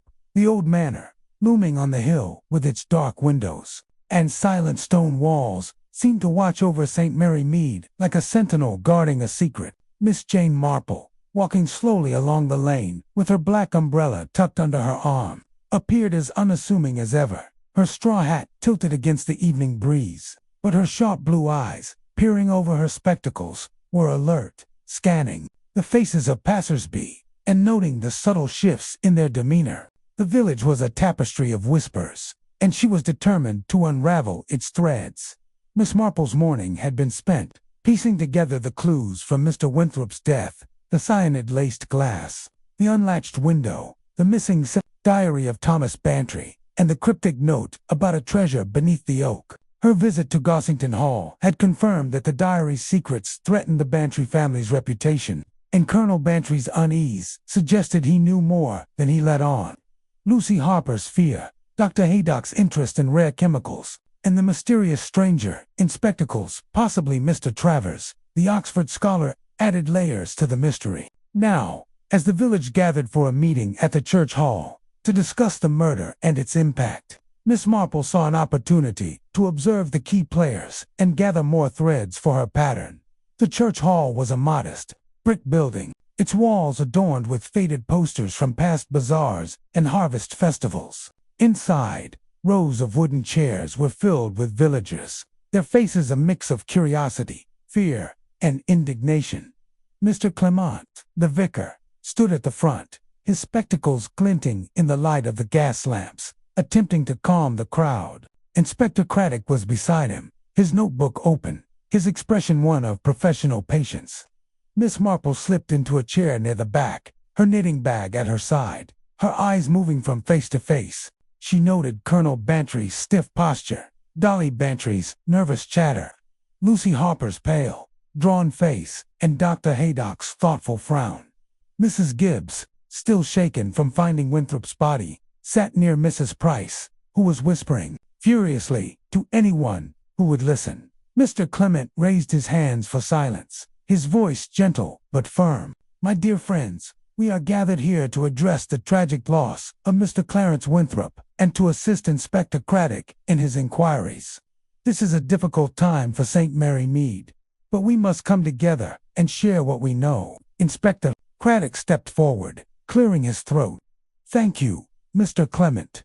As you're aware, Mr. Winthrop was found dead in his study yesterday morning, poisoned with cyanide. We're treating this as a murder investigation, and we believe the motive may be tied to his researcher diary from the 17th century, now missing.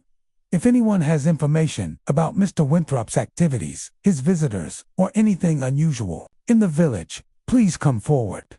A murmur rippled through the crowd, and Miss Marple watched the reactions closely.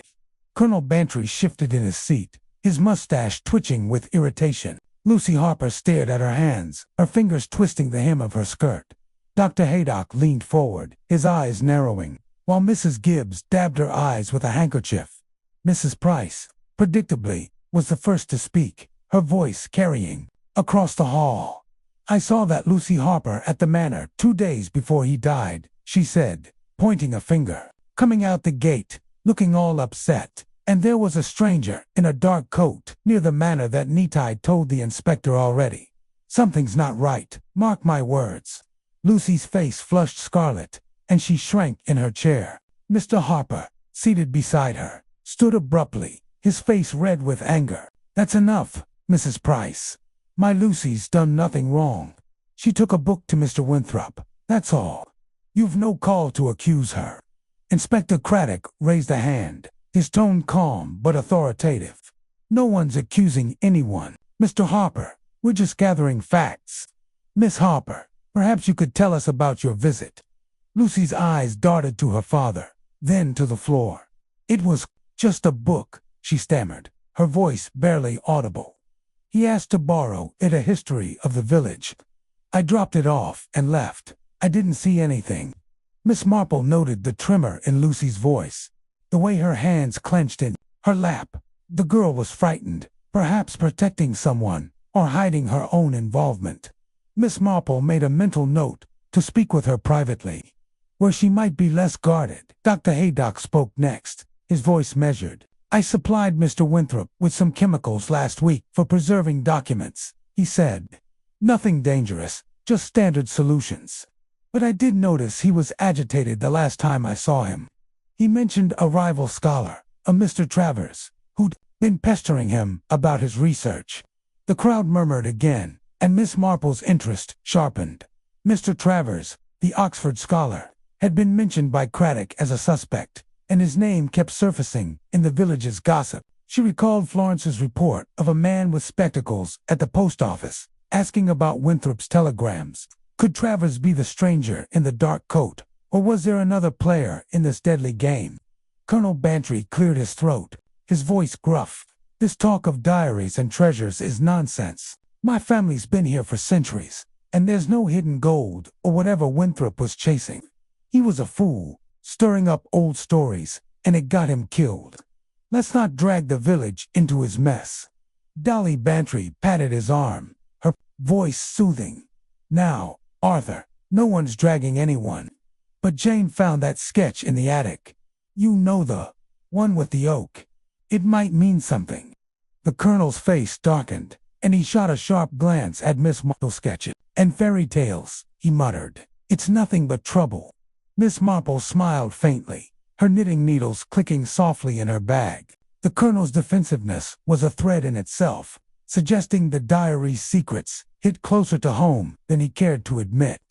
She made a mental note to revisit the oak in the Bantry Park, where the carved stone she'd found hinted at a hidden truth. As the meeting continued, other villagers offered snippets of information. Mrs. Gibbs mentioned hearing noises in the manor the night before Winthrop's death, like furniture being moved. Mr. Clement recalled seeing a light in the study at 10 o'clock. And Mrs. Price insisted the stranger with spectacles had been asking about Winthrop's Oxford contacts.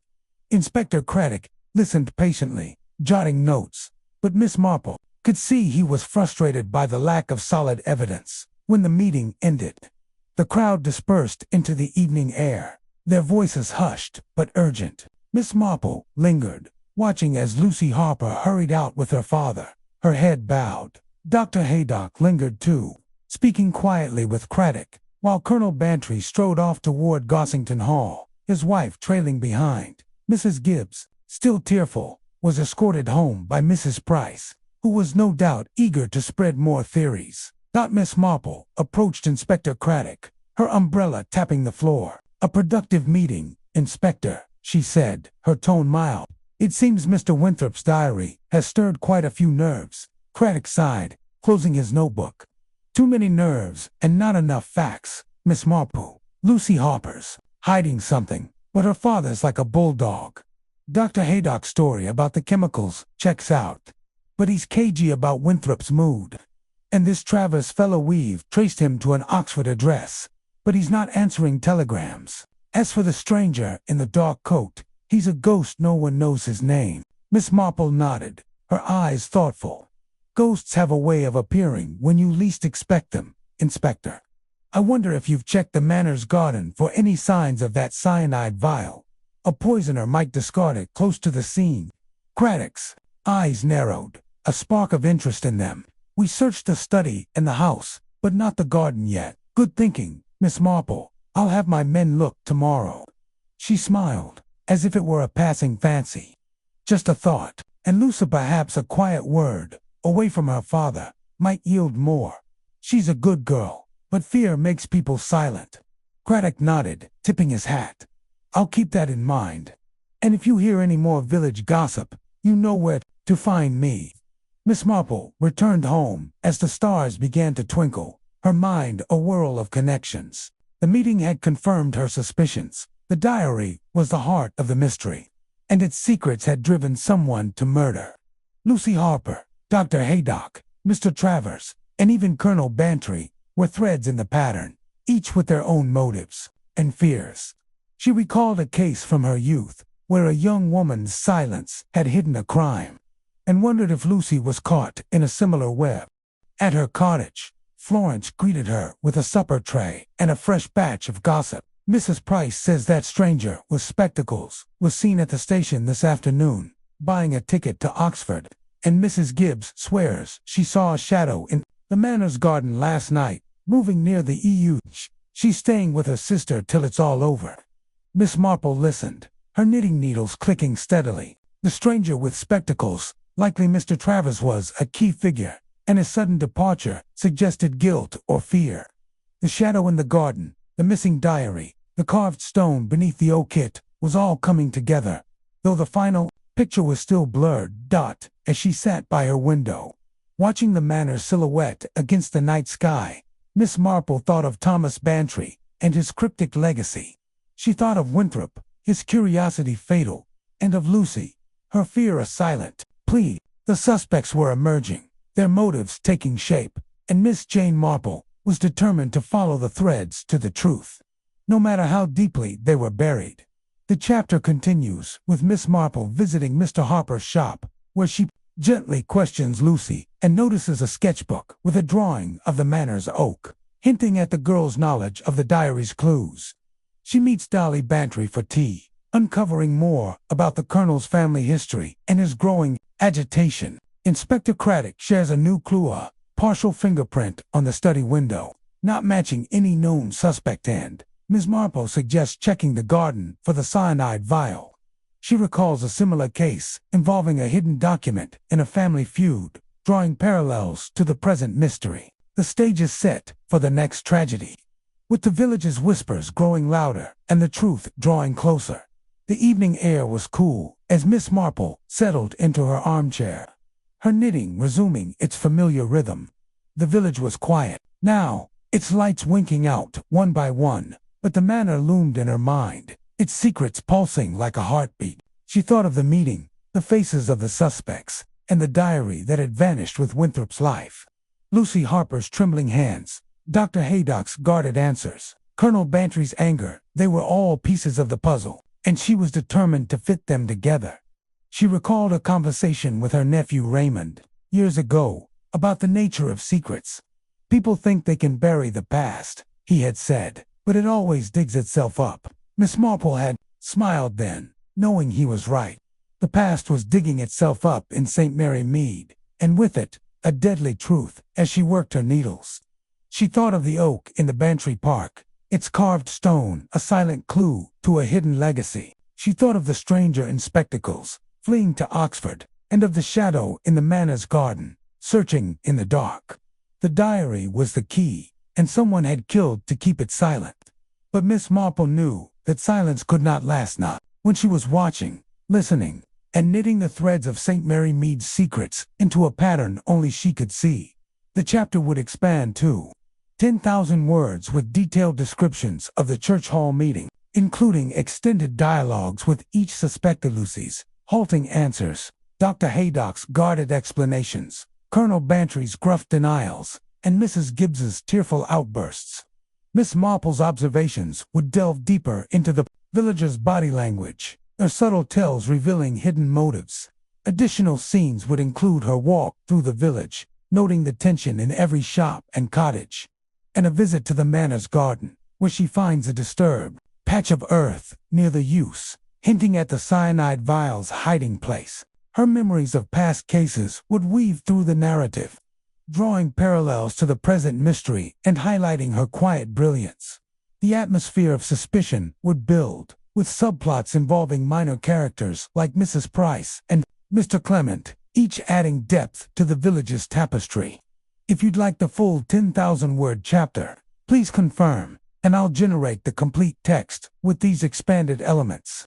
Chapter 7. A Second Tragedy. The morning sun rose over St. Mary Mead, its golden light filtering through the mist that clung to the village green, softening the edges of cottages and hedgerows.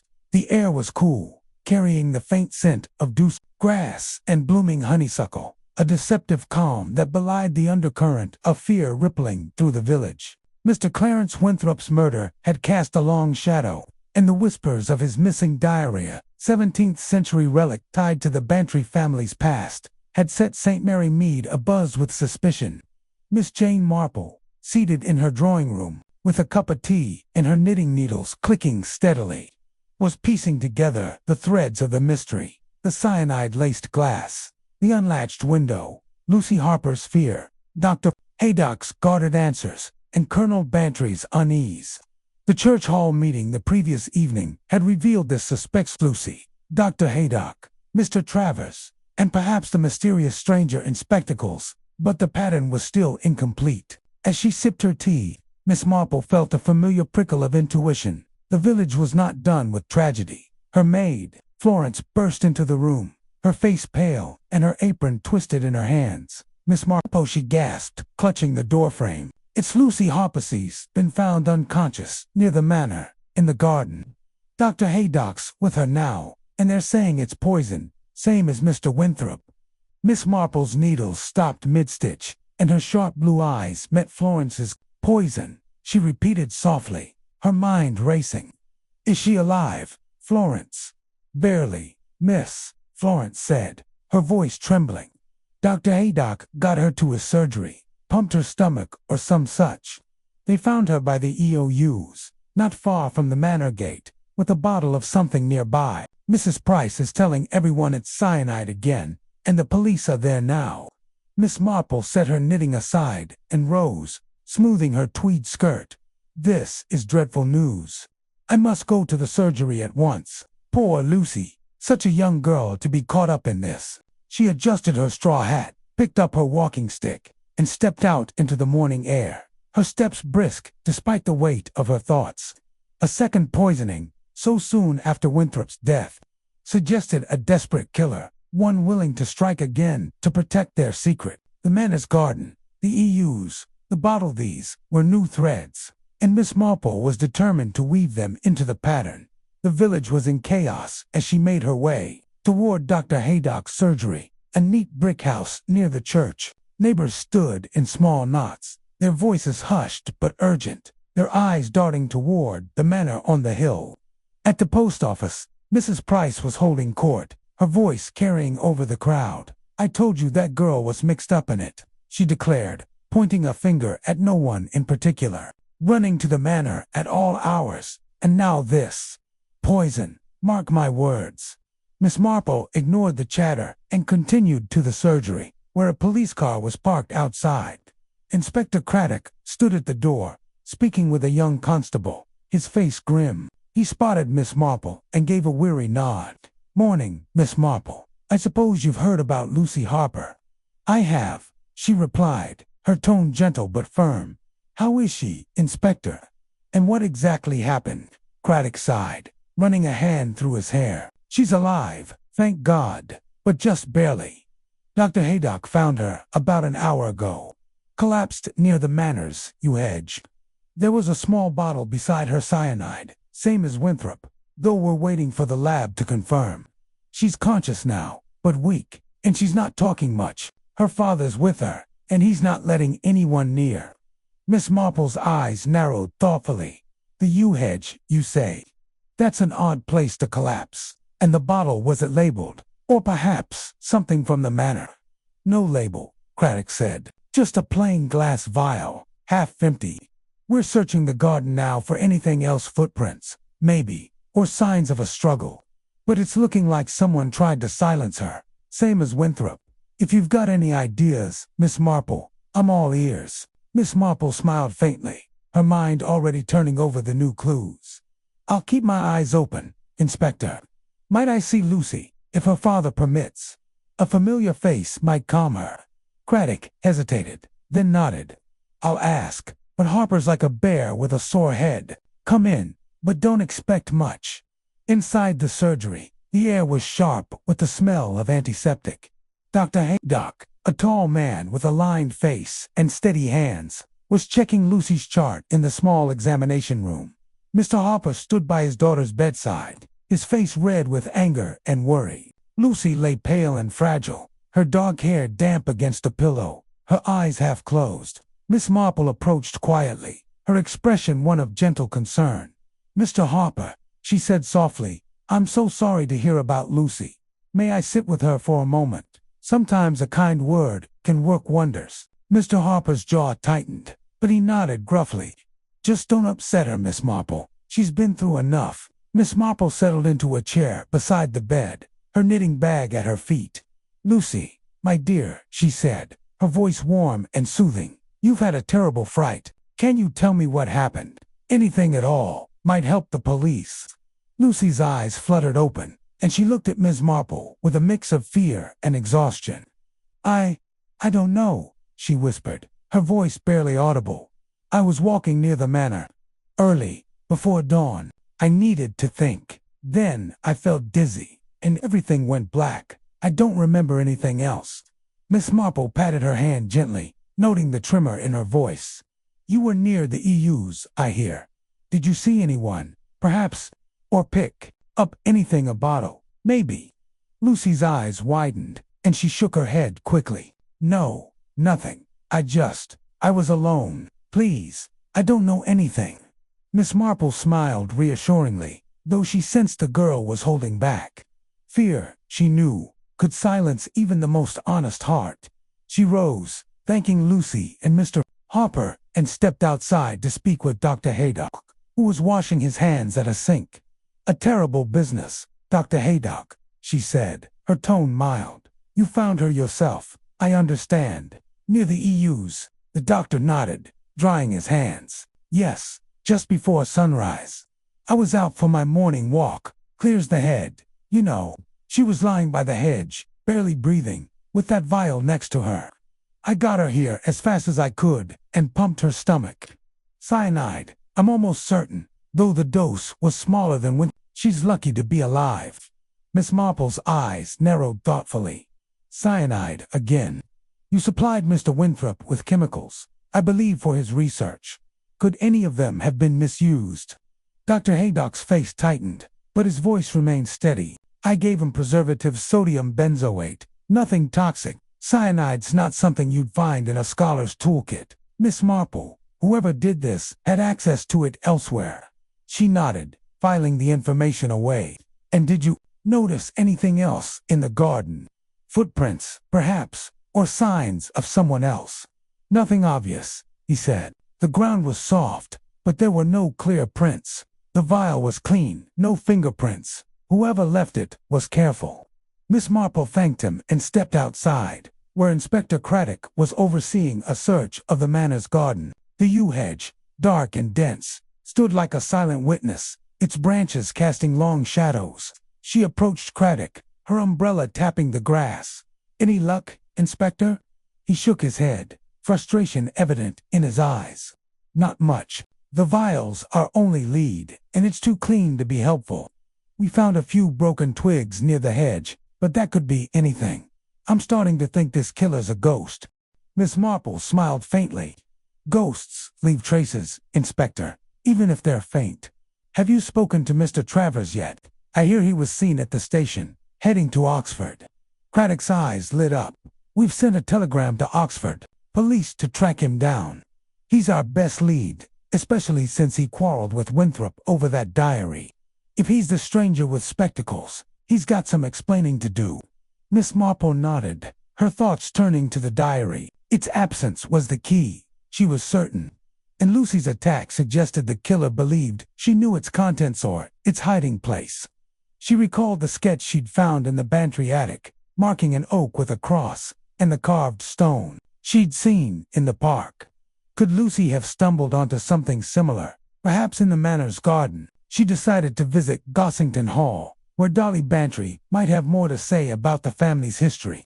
As she walked, the village buzzed around her, its rhythm disrupted by fear. At the post office, Mrs. Price was still spreading tales of the stranger in spectacles, now embellished with rumors of foreign spies.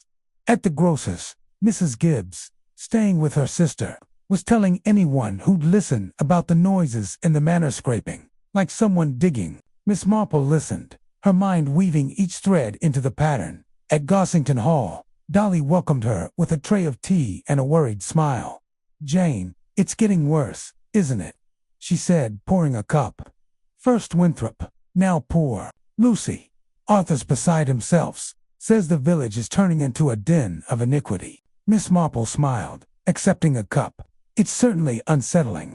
I was wondering about that sketch we found. Dolly, the one with the oak. Have you or Arthur ever heard of anything buried on the estate? A family legend, perhaps?" Dolly frowned, stirring her tea. "Arthur's great-uncle used to talk about a treasure gold, or deeds, hidden by Thomas Bantry after his feud with William. But it's just a story, Jane. Surely no one would kill over it." Miss Marple's eyes twinkled. "Stories have power, Dolly. They can stir greed, fear, or shame. Did Winthrop ever ask Arthur about the estate?" Dolly nodded. "Once, at the pub. Arthur brushed him off. But he was cross about it later. Said Winthrop was meddling in things. That didn't concern him. Miss Marple filed the information away, her thoughts returning to the Colonel's unease. If the diary revealed a truth that threatened the Bantry fortune, it could explain his agitation and, perhaps more. She stayed for tea, letting Dolly's chatter fill in more details. The Colonel's late-night walks, his insistence that the diary was a myth, and a vague memory of a locked box in the attic, unopened for generations. As she left the hall, the sun was setting, painting the sky in shades of pink and gold. Miss Marple paused at the gate, her eyes drawn to the oak in the park, its branches heavy with secrets. She recalled the carved stone at its base and wondered if it marked the diary's hiding place or something more dangerous. She decided to speak with Lucy again once the girl was stronger, and to keep an eye on Colonel Bantry's movements. Back at her cottage, Florence greeted her with a supper tray and fresh gossip. Mrs. Price says that stranger with spectacles was seen at the manor last night, near the EOZ, and Mrs. Gibbs swears she heard digging again, like someone looking for something. Miss Marple listened, her knitting needles clicking steadily. The stranger, the digging, the use-it, was all connected, she was sure, to the diary and its promise of a hidden legacy. She recalled a case from her youth, where a second crime had followed the first, as the killer sought to cover their tracks. Was Lucy's attack an attempt to silence her, or a warning to others? As night fell, Miss Marple sat by her window, watching the manor's silhouette against the starry sky.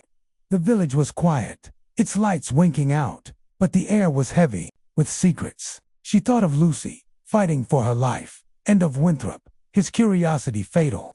She thought of the diary, its pages holding a truth someone would kill to keep buried. The suspects were circling, their motives emerging, and Miss Jane Marple was determined to catch the one who had struck twice.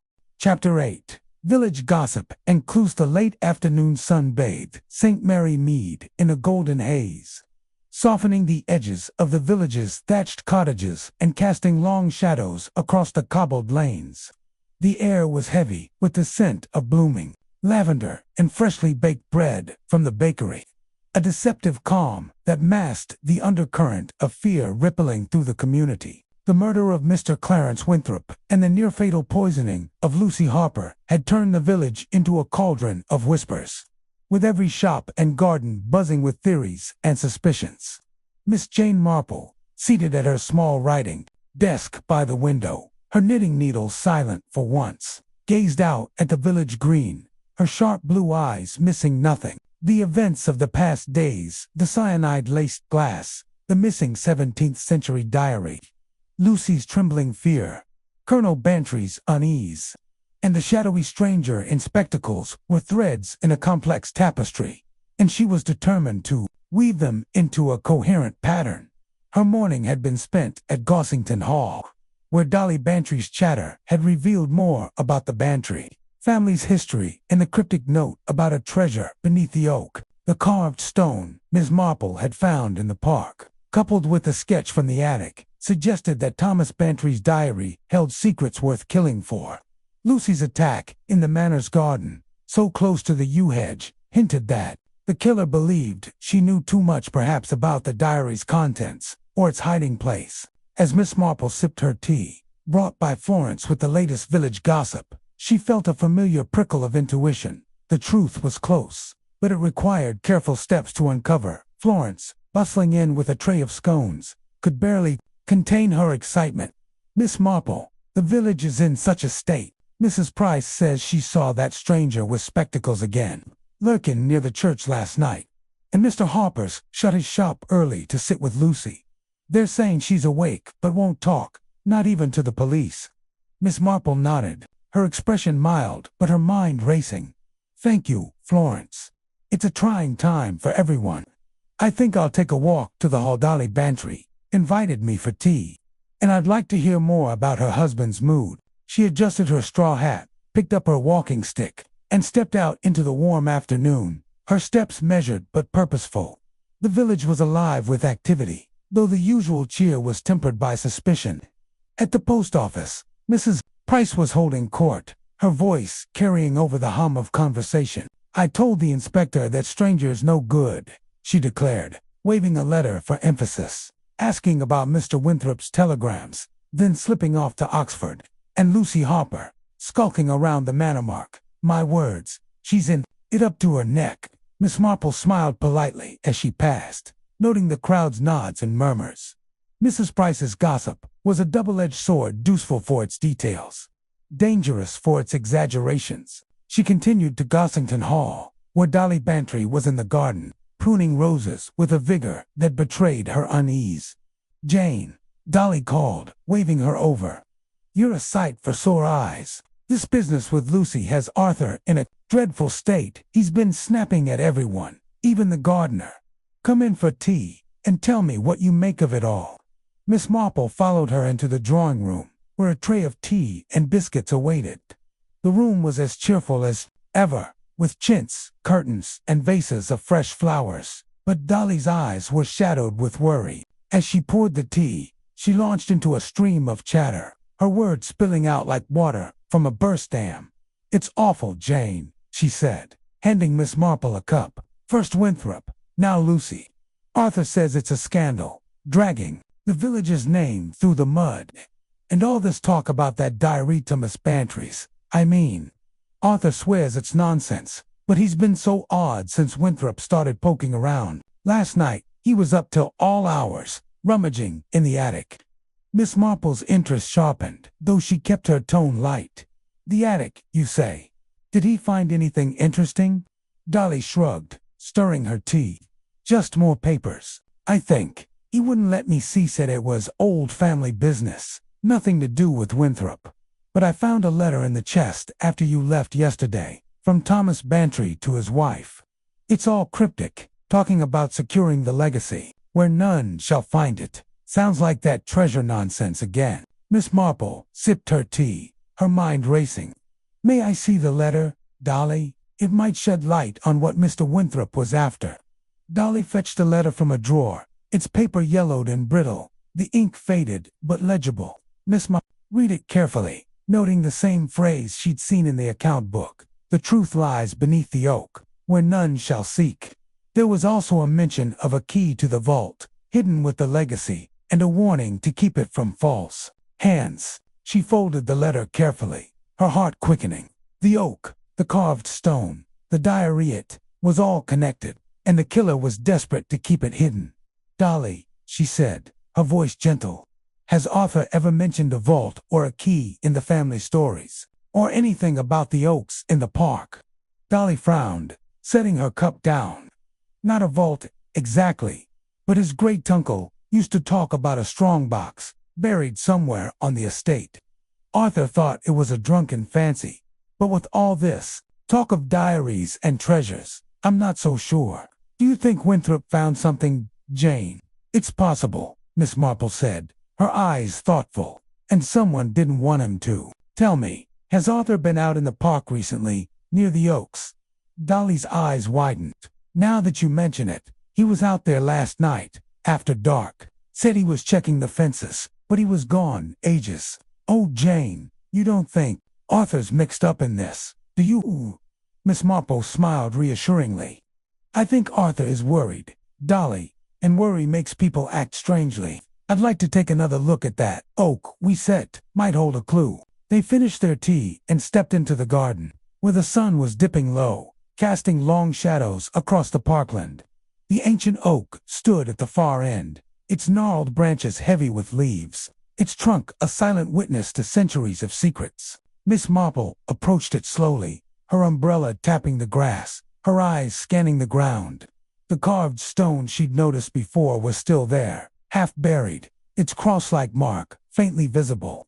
She knelt, her gloved hands brushing the soil, and found the earth looser than before, as if someone had been digging. "Dolly," she said, rising with a little groan, "has anyone been working here recently? The ground looks disturbed." Dolly shook her head, her brow furrowed. "Not that I know of. The gardeners haven't been near the oaks since spring. Do you think someone's been digging?" Miss Marple's eyes twinkled, but she said nothing, her mind racing. The disturbed earth, the carved stone, the letter's mention of a vault, it all pointed to a hiding place. perhaps for the diary or the treasure it described. She recalled the noises Mrs. Gibbs had heard in the Manor's garden, the shadow near the EUs, and wondered if the killer had been searching for the same secret. As they returned to the hall, Colonel Bantry's car crunched on the gravel, and he emerged, his face flushed from the golf club. He greeted Miss Marple with a curt nod, his mustache bristling. "Still poking about, Miss Marple," he said, his tone gruff.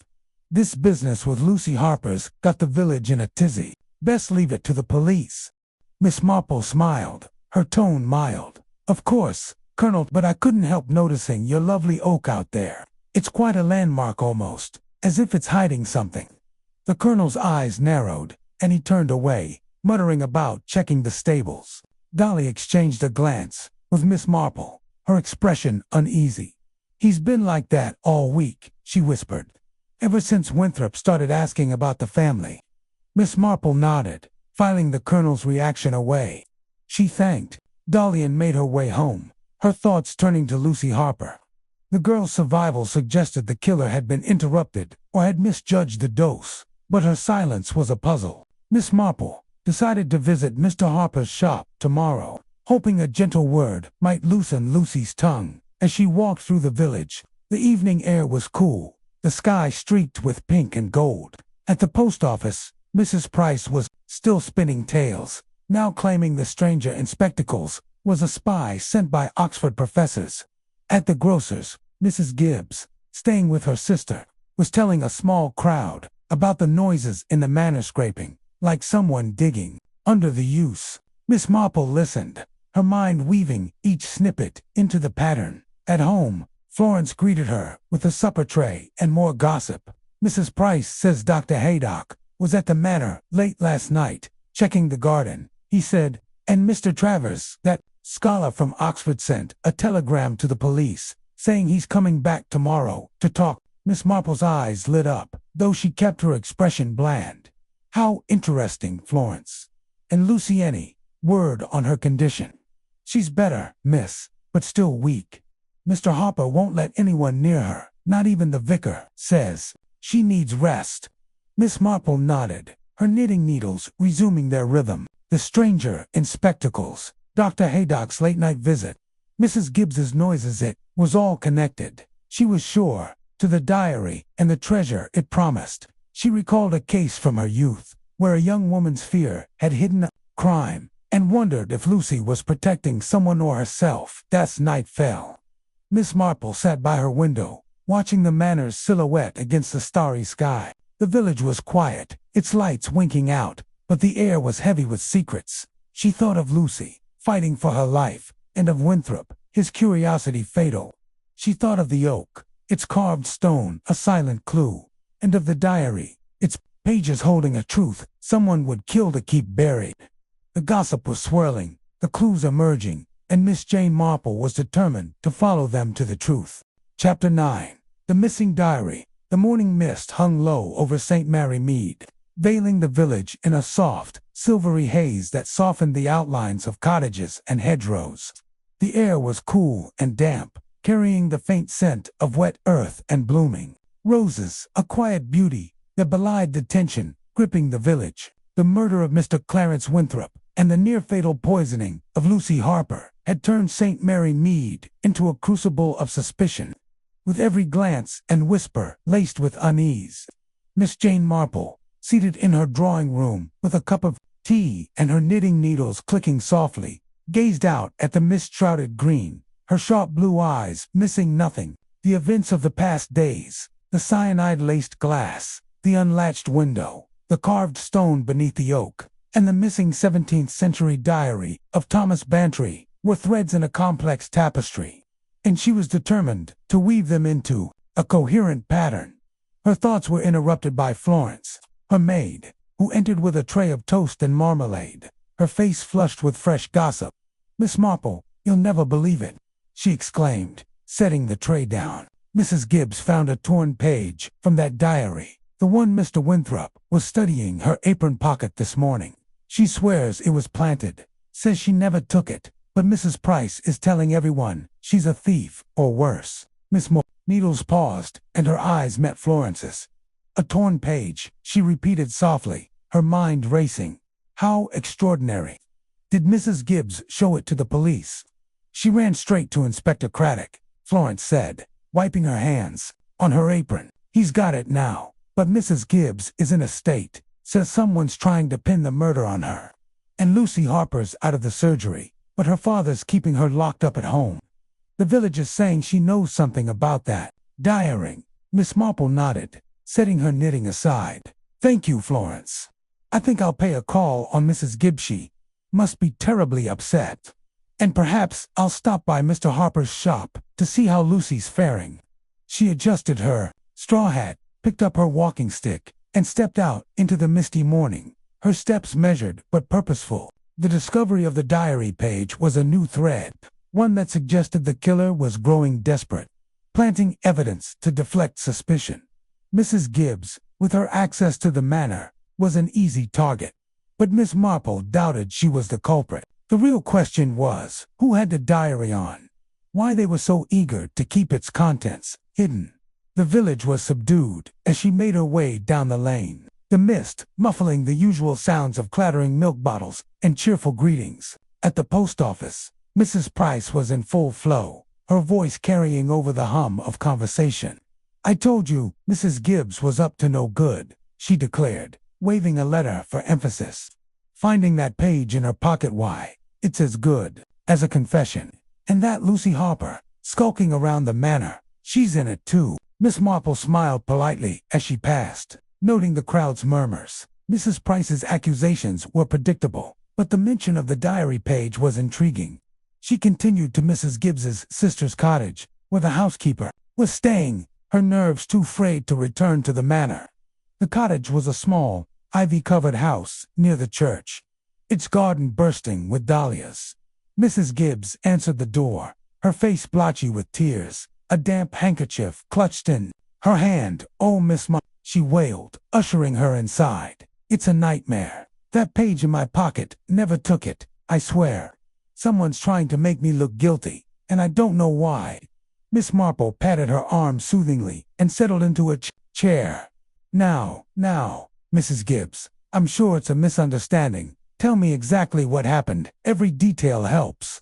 Mrs. Gibbs sniffed, dabbing her eyes. I was doing the washing this morning, and there it was, in my apron poquita, torn page, all yellow and crinkly, with funny old writing. I'd never seen it before. I ran to the police, and Inspector Craddock took it, but he looked at me like I was a criminal. I told him I've been nowhere near Mr. Winthrop's study since I found him. Miss Marple nodded, her expression one of gentle sympathy. And the page, what did it look like? Did you see any words or markings? Mrs. Gibbs hesitated, her brow furrowing. It was hard to read, miss, all faded and strange. But there was something about an oak and a vault, and a number 1674, I think. I didn't look long, I was too scared. Do you think it's from that diary he was studying? It's possible, Miss Marple said, her mind racing. The mention of an oak and a vault echoed the letter she'd seen at Gossington Hall, and the year 1674 matched Thomas Bantry's era. Did you notice anything else in the manner that day papers disturbed? Perhaps, or someone acting strangely? Mrs. Gibbs shook her head. Just a mess in the study. Like I told the inspector, papers scattered, the glass spilled, and that smell, like bitter almonds. I've not been back since, miss. That place gives me the shivers. Miss Marple thanked her and rose, promising to send Florence with a jar of her homemade jam to cheer her up. As she left, her thoughts turned to the diary page. Planted evidence suggested a cunning killer, one who knew Mrs. Gibbs's routine and had access to her belongings. But why plant only a page? Was the rest of the diary hidden, or had it been destroyed? Her next stop was Mr. Harper's shop, where she hoped to speak with Lucy. The bell above the door jangled as she entered, and the familiar scent of polished wood and tinned goods greeted her. Mr. Harper was behind the counter, his face drawn with worry, while Lucy sat in a corner, her sketchbook open but untouched. Her pale face and shadowed eyes spoke of a girl still shaken by her brush with death. "Good morning, Mr. Harper," Miss Marple said brightly, adjusting her gloves. I thought I'd pick up some biscuits for my nephew Raymond. He's arriving tomorrow, and I wanted to see how Lucy's feeling. Mr. Harper's jaw tightened, but he nodded. She's better, Miss Marple, but not herself. The doctor says she needs rest, and I'm keeping her close. No more running off to that manor. Miss Marple smiled, her eyes drifting to Lucy.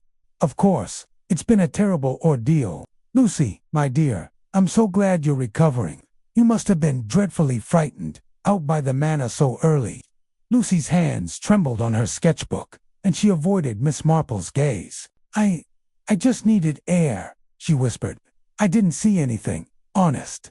Miss Marple nodded, her tone gentle but probing. Of course, dear, but it's odd, isn't it, being near the EUs at dawn? Did you perhaps see that stranger? Everyone's talking about the one with spectacles. Lucy's eyes widened, and she shook her head quickly. No, no one. I was alone. Please, I don't know anything. Miss Marple smiled reassuringly, though she noted the girl's fear, the way her fingers clutched the sketchbook. She bought a tin of biscuits and left, her mind turning over Lucy's evasiveness. The girl knew something perhaps about the diary, or the stranger, or the oak in the Bantry Park. Miss Marple resolved to look at Lucy's sketches, which might reveal more than her words. As she walked toward the village green, she spotted Inspector Craddock leaving the police station, his notebook in hand. She approached, her umbrella tapping the cobbles. Good morning, Inspector, she said brightly. I hear Mrs. Gibbs found a page from the diary. Quite a development. Craddock sighed, tipping his hat. Morning, Miss Marple. Yes, it's a single page, torn, with some cryptic notes. Something about an oak and a vault. Dated 1674. We're having it analyzed, but Mrs. Gibbs swears she didn't take it. I'm inclined to believe someone's trying to throw us off. Miss Marple's eyes twinkled. Indeed, a planted clue is often a sign of desperation. Have you made any progress with Mr. Travers, the Oxford scholar? He's back in St. Mary Mead, Craddock said, his voice low. Arrived this morning. Says he wants to clear his name. He admits to arguing with Winthrop over the dire claims. It was his research too, but denies any violence. We're keeping an eye on him. Miss Marple nodded, filing the information away. And the manor's gardenese sign of that cyanide vial's origin. We found a patch of disturbed earth near the EUs, Craddock said. No vial, but it looks like someone was digging. Could be where the bottle was hidden or something else. Miss Marple's heart quickened, though she kept her expression bland. How interesting. Perhaps the diary itself is buried there, or something it points to. I'd keep looking, Inspector. Craddock smiled wryly. You've got a nose for this, Miss Marple. If you hear anything in the village, let me know. She promised to do so, and continued her walk, her thoughts turning to the Bantry estate. The carved stone, the disturbed earth, the diary page all pointed to a hidden truth, one tied to Thomas Bantry's legacy. She decided to visit Gossington Hall again, hoping to persuade Dolly to let her see the attic papers once more at the hall. Dolly welcomed her with a tray of tea and a worried frown. Jane, it's getting worse, isn't it? She said, pouring a cup. That page in Mrs. Gibbs's pocket, Arthur, says it's a setup, but he's been so jumpy.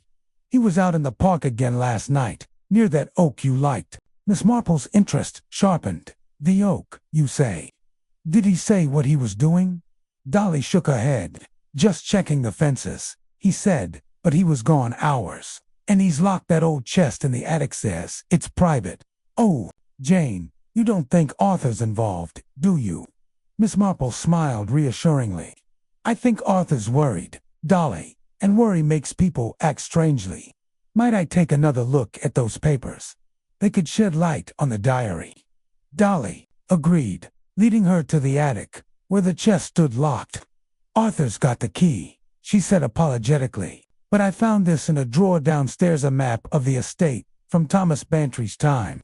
It's got that oak marked, same as the sketch. Miss Marple examined the map, her heart racing. The oak was circled in faded ink, with a small cross near its base, matching the stone she'd seen. A note in the margin read, "The vault lies beneath, guarded by the key."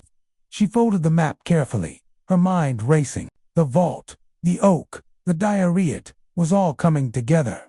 But the killer was still one step ahead. As she left the hall, the mist had lifted, and the village sparkled in the sunlight.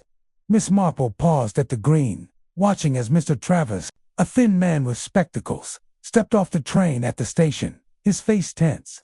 She noted his quick glance toward the manor, and made a mental note to watch him closely. The diary was the key, and someone Lucy, Dr. Haydock, Travers, or even Colonel Bantry knew where it was.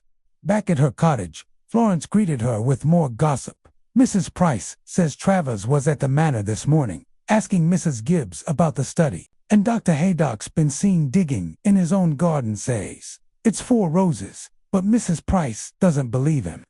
Miss Marple listened, her knitting needles clicking steadily. The diary page, the disturbed earth, Travers's return it, was all part of the pattern, and the truth was drawing closer. She recalled a case from her youth, where a planted clue had led to a killer's downfall, and wondered if the same would happen here. As night fell, she sat by her window, watching the manor silhouette against the starry sky. The missing diary was out there, its secrets a deadly lure, and Miss Jane Marple was determined to find it tore, the one who Chapter 10. A trap is set. The morning mist had burned away, leaving St. Mary Mead bathed in the warm glow of a June sun. The village, with its thatched cottages and blooming gardens, seemed to shimmer with an almost defiant cheer, as if determined to shrug off the shadow of murder that had fallen over it. Yet, the air was thick with tension, the whispers of Mr. Clarence Winthrop's poisoning and Lucy Harper's near-fatal attack echoing in every shop and lane. Miss Jane Marple, seated in her drawing room, with her knitting needles clicking softly, gazed out at the rose garden, her sharp blue eyes reflecting a mind at work. The torn page of Thomas Bantry's 17th-century diary, found in Mrs. Gibbs's apron, had confirmed her suspicions. The killer was desperate to keep its secrets hidden, and they were willing to kill again to do so. Now, she resolved, it was time to act, to set a trap that would draw the murderer into the open. Her plan had formed in the quiet hours before dawn. As she sipped her early tea and watched the first light touch the roses, the diary, or the belief in its existence, was the killer's obsession. Whether it held proof of a scandal, a map to hidden treasure, or something else entirely, its absence drove their actions. By spreading a rumor that the diary had been found, Miss Marple reasoned, she could force the culprit to act, revealing themselves in their haste. She reached for the telephone and dialed Inspector Craddock at the Much Benham police station, her voice calm but firm. "Inspector, I believe we might resolve this matter if we act swiftly. Would you come to my cottage this morning? I have a suggestion." By 10 o'clock, Inspector Craddock sat opposite her, his notebook open, his expression a mix of respect and skepticism. He had grown accustomed to Miss Marple's uncanny insight, though her methods, rooted in village gossip and seemingly trivial observations, still puzzled him. "You want to spread a rumor to catch the killer?" he asked, raising an eyebrow. "Precisely," Miss Marple replied, her needles pausing. "The murderer is anxious, Inspector, to kill Mr. Winthrop, to silence his research, and attacked Lucy Harper for the same reason. If we let it be known that the diary has been found, perhaps even hint at its contents, they will act. Desperation makes people careless." Craddock leaned back, considering. "It's risky, Miss Marple. We'd need to control the rumor carefully, and we'd have to be ready to catch whoever takes the bait." "Oh, I quite agree," she said, her eyes twinkling. "But St. Mary Mead is a small place, and news travels faster than the wind. We need only plant the seed in the right ears, and the village will do the rest." They devised a plan. Craddock would visit the vicarage, ostensibly to discuss the investigation, and casually mention to Mrs. Clement that a significant document had been recovered from the manor, and was now locked in the police station's safe. Mrs. Clement, kind but incurably talkative, could be relied upon to spread the news to half the village by lunchtime. Meanwhile, Miss Marple would call on Dolly Bantry at Gossington Hall, subtly dropping the same hint. The Bantrys, with their ties to the manor and their prominence, would ensure the rumor reached the suspects: Colonel Bantry, Dr. Haydock, Lucy Harper, and Mr. Travers. the Oxford scholar. And what do we say about this document? Craddock asked, jotting notes.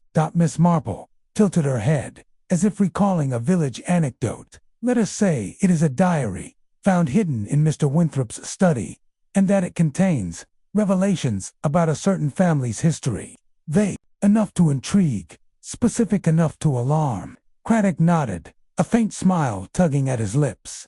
You've got a knack for this, Miss Marple. I'll handle the vicarage. We'll have men watching the station safe, and I'll keep an eye on Travers's. Been too quiet since he came back. What about you? I shall be my usual self, she said, resuming her knitting. Listening, watching, and perhaps asking a few harmless questions. Craddock left, and Miss Marple prepared for her visit to Gossington Hall. She adjusted her hat, picked up her walking stick, and stepped into the sunlit lane, her steps light but purposeful. The village was stirring, its rhythm disrupted by fear, but still clinging to routine. At the post office, Mrs. Price was sorting letters, her eyes darting to every passerby, eager for fresh gossip. Miss Marple nodded politely, noting the crowd lingering outside, their voices hushed but urgent. The rumor would spread like wildfire, and she needed to be ready to observe the fallout. At Gossington Hall, Dolly Bantry was in the garden, deadheading roses with a distracted air. Her face lit up when she saw Miss Marple, though her eyes were shadowed with worry. "Jane, thank goodness," she exclaimed, brushing dirt from her gloves. "This business with Lucy and that diary page, it's got Arthur in a dreadful state. Come in for tea, and tell me what's happening." Miss Marple followed her into the drawing room, where a tray of tea and scones awaited. The room was bright with summer flowers, but the atmosphere was heavy, as if the manor's shadow had crept across the estate. As Dolly poured the tea, Miss Marple seized her chance, her tone casual but deliberate. "It's all so unsettling, isn't it?" she said, accepting a cup. "But I hear there's been a breakthrough. Inspector Craddock mentioned they've found a diary Mr. Winthrop's, I believe hidden in his study. It's locked in the police safe now, and they say it reveals quite a bit about, well, a certain family's past." Dolly's hand trembled, spilling a drop of tea. "A diary," she repeated, her voice tight. "What sort of revelations? Oh, Jane, you don't think it's that old Bantry nonsense again, do you?" Miss Marple smiled faintly, her eyes watchful. "I couldn't say, Dolly, but it's bound to stir things up. The police are being very thorough." Dolly set her cup down, her brow furrowed. "Arthur will be furious. He's been so edgy since Winthrop started poking around. Last night, he was out in the park again, near that oak you liked. Said he was checking the fences, but he was gone hours." Miss Marple's heart quickened, though she kept her expression bland. "The oak, you say? How curious. Perhaps he's just worried about the estate." They chatted a little longer, Dolly's chatter revealing more about Colonel Bantry's late-night wanderings and his growing agitation. Miss Marple thanked her and left, her mind racing. The Colonel's presence near the oak, where the carved stone hinted at a hidden vault, was no coincidence. The rumor would reach him soon, and if he was involved, he might act rashly. Her next stop was the vicarage, where Mrs. Clement was in a flurry, her hands wringing as she recounted Craddock's visit. "Oh, Jane, such news!" she cried, ushering Miss Marple inside. "The inspector was here, saying they've found a diary at the manor locked in the police safe," he said. "It's got secrets about a family, though he wouldn't say which. I told Mrs. Price, and she's already telling everyone it's the Bantrys." Miss Marple nodded, her tone soothing. "It's all very dramatic, isn't it? I suppose the police will sort it out. Have you seen Lucy Harper lately? I hear she's recovering." Mrs. Clement's eyes widened. "Poor girl, she's still at home, under her father's thumb. But Mrs. Price saw her sketching in the garden yesterday, looking pale as a ghost, and that Mr. Travers was at the post office this morning, asking about telegrams. He's an odd one, Jane." Miss Marple thanked her and left her thoughts, turning to Lucy and Travers. The rumor was spreading, and the village was a tinderbox, ready to ignite. She decided to visit Mr. Harper's shop, hoping to gauge Lucy's reaction to the news. The bell jangled as she entered, and Mr. Harper looked up from his counter, his face drawn with worry. Lucy was in the back, arranging tins, her movements slow and mechanical. "Good afternoon, Mr. Harper," Miss Marple said brightly. "I thought I'd pick up some tea for my nephew Raymond. And how's Lucy feeling?" Mr. Harper's jaw tightened. "She's better, Miss Marple, but shaken. I'm keeping her here, away from all this nonsense about diaries and poison." Miss Marple smiled, her eyes drifting to Lucy. "Of course, it's been a terrible ordeal. I hear the police have found a diary at the manor, quite a find. The safe full of family secrets." Lucy's hands froze, and a tin clattered to the floor. Her face paled, and she bent to pick it up, her eyes avoiding Miss Marple's. I don't know anything about it. Stammered. Miss Marple nodded, her tone gentle. "Of course, dear. But it's good news, isn't it? The police are getting closer to the truth." She bought her tea and left, noting Lucy's fear, the way her hands trembled. The girl knew something, perhaps, about the diary's contents, or the stranger who had attacked her. Miss Marple resolved to check Lucy's sketchbook, which might hold clues to what she'd seen at the manor as she walked home. The village was alive with the rumors spread. At the grocer's, Mrs. Gibbs was tearfully denying she'd stolen the diary page, while Mrs. Price spun tales of hidden treasure. At the pub, Dr. Haydock was unusually quiet, his eyes fixed on his pint, while Mr. Travers sat in a corner, scribbling in a notebook. Miss Marple paused outside, watching through the window, her mind turning over their reactions. Travers's return, Haydock's silence, Lucy's fear, Colonel Bantry's wanderings, they were all threads, and the trap was tightening. Back at her cottage, Florence greeted her with more gossip. "Mrs. Price says Colonel Bantry was at the station this afternoon, asking about the police safe. And Dr. Haydock's been digging in his garden, again says it's 4 bulbs. But Mrs. Price thinks it's suspicious." Miss Marple listened, her knitting needles clicking steadily. The rumor was working, stirring the suspects into action. She recalled a case from her youth, where a planted rumor had flushed out a killer, their panic betraying their guilt. She telephoned Craddock, her voice calm but urgent. "Inspector, I hear Colonel Bantry was at the station. You might want to watch him closely tonight." Craddock's voice was tense. "We're on it, Miss Marple." Travers was there too, asking about the safes, security, and we've got a man watching Haydock's house. He's been too quiet. If anyone makes a move, we'll catch them." Miss Marple hung up, her heart quickening. The trap was set, and the village was a stage, its players moving toward the climax. She sat by her window, watching the manor's silhouette against the evening sky, its secrets pulsing like a heartbeat.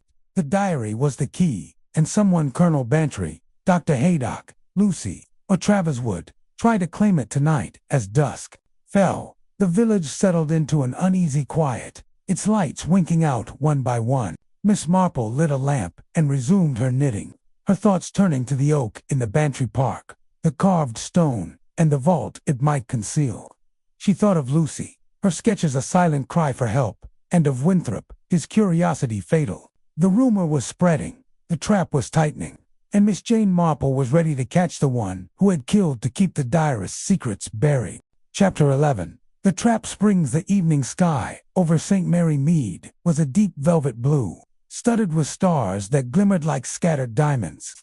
The village lay quiet, its cottages dark save for the occasional glow of a lamp, the air cool and fragrant with the scent of night-blooming jasmine. Yet beneath this tranquil facade, a current of anticipation pulsed, as if the village itself sensed the climax of the deadly drama unfolding within its borders. Miss Jane Marple, seated by her drawing-room window with her knitting needles clicking softly, watched the manor's silhouette on the hill, its dark windows like eyes guarding a secret.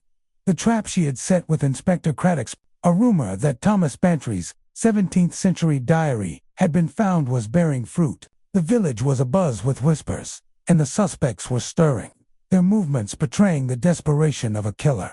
The day had been a whirlwind of carefully orchestrated gossip. Miss Marple's visit to Gossington Hall had planted the seed with Dolly Bantry, while Craddock's casual mention at the vicarage had ensured Mrs. Clement spread the news like wildfire. By noon, the rumor that a diary locked in the police station's safe. Held explosive secrets about a prominent family had reached every corner of St. Mary Mead. Colonel Bantry's agitation, Lucy Harper's fear, Dr. Haydock's silence, and Mr. Travers's secretive return from Oxford were all threads in the pattern, and Miss Marple was certain one of them would act tonight. Drawn by the lure of the diary's supposed discovery, her thoughts were interrupted by a soft knock at the door. Florence, her maid, entered, her eyes wide with excitement. "Miss Marple, there's news from the village," she whispered, clutching her apron. Mrs. Price saw Colonel Bantry heading toward the police station just now, looking all furtive, and Mr. Travers was spotted near the manor, carrying a spade. "The police are out in force. Miss, something's happening." Miss Marple's needles paused, and her sharp blue eyes met Florence's. "A spade, you say?" she murmured, her mind racing. "How intriguing. Thank you, Florence. I think I'll take a short walk. Fresh air will do me good." Florence hesitated, her brow furrowing. "At this hour, Miss, with a murderer about, shouldn't you stay safe?" Miss Marple smiled, rising to adjust her shawl. "Oh, I'll be quite safe, dear. Inspector Craddock has everything in hand, but I mustn't miss the village's evening charm." She donned her coat, picked up her walking stick, and stepped into the night, her steps quiet but purposeful. The village was hushed, the only sounds the rustle of leaves and the distant hoot of an owl. She made her way toward the police station, keeping to the shadows, her eyes scanning the darkened lanes. The rumor had worked faster than she'd hoped, and the killer was moving whether to steal the diary or to cover their tracks. She could not yet say. As she neared the station, a small brick building tucked beside the church, she spotted a figure, lurking near the hedge. The moonlight caught the glint of spectacles, and Miss Marple's heart quickened. Mr. Travers, the Oxford scholar, stood motionless, his spade resting against the wall, his eyes fixed on the station's lit window. She slipped behind a tree, her breath steady despite the thrill of the moment. Travers's presence confirmed her suspicions. His rivalry with Winthrop over the diary had driven him to act, but whether he was the killer or merely an opportunist remained unclear. Before she could move closer, a second figure appeared, moving swiftly from the lane. Colonel Bantry, his face set in a grim line, approached the station's side door, his hand fumbling in his pocket, perhaps for a key or a tool. Miss Marple's eyes narrowed, her mind weaving the threads together. The colonel's late-night wanderings near the oak, his agitation over the diary, and now this furtive visit suggested he feared the rumor's truth. Was he the killer, desperate to destroy evidence, or a man protecting his family's honor? The silence was shattered by a low whistle, and two constables emerged from the shadows, their torches flashing. "Hold it right there," one shouted, advancing on Travers, who froze, his spade clattering to the ground. Colonel Bantry spun around, his face palling, but before he could bolt, Craddock stepped out from the station, his voice calm but authoritative. "Evening, gentlemen," he said, his eyes sharp. "Care to explain what brings you here at this hour?" Travers stammered, his hands raised. I was just. I heard about the diary, Inspector. I wanted to see it, that's all. It's my research, too." Colonel Bantry's voice was gruff, tinged with anger. "This is absurd, Craddock. I was checking on the station village safety. You know, all this talk of diaries is nonsense." Miss Marple stepped forward, her umbrella tapping the ground, her presence startling the men. "Good evening, Inspector," she said brightly, as if out for a stroll. "It seems the village is quite lively tonight." Craddock's lips twitched, but his gaze remained on the suspects. "Miss Marple, you're full of surprises.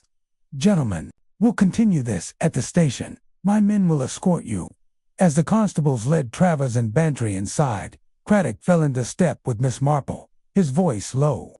"Your trap worked, Miss Marple, but we're not done. We've got eyes on Dr. Haydock's house. He's been digging in his garden again, and Lucy Harper slipped out of her house an hour ago, heading toward the manor. Something's breaking tonight." Miss Marple nodded, her eyes thoughtful.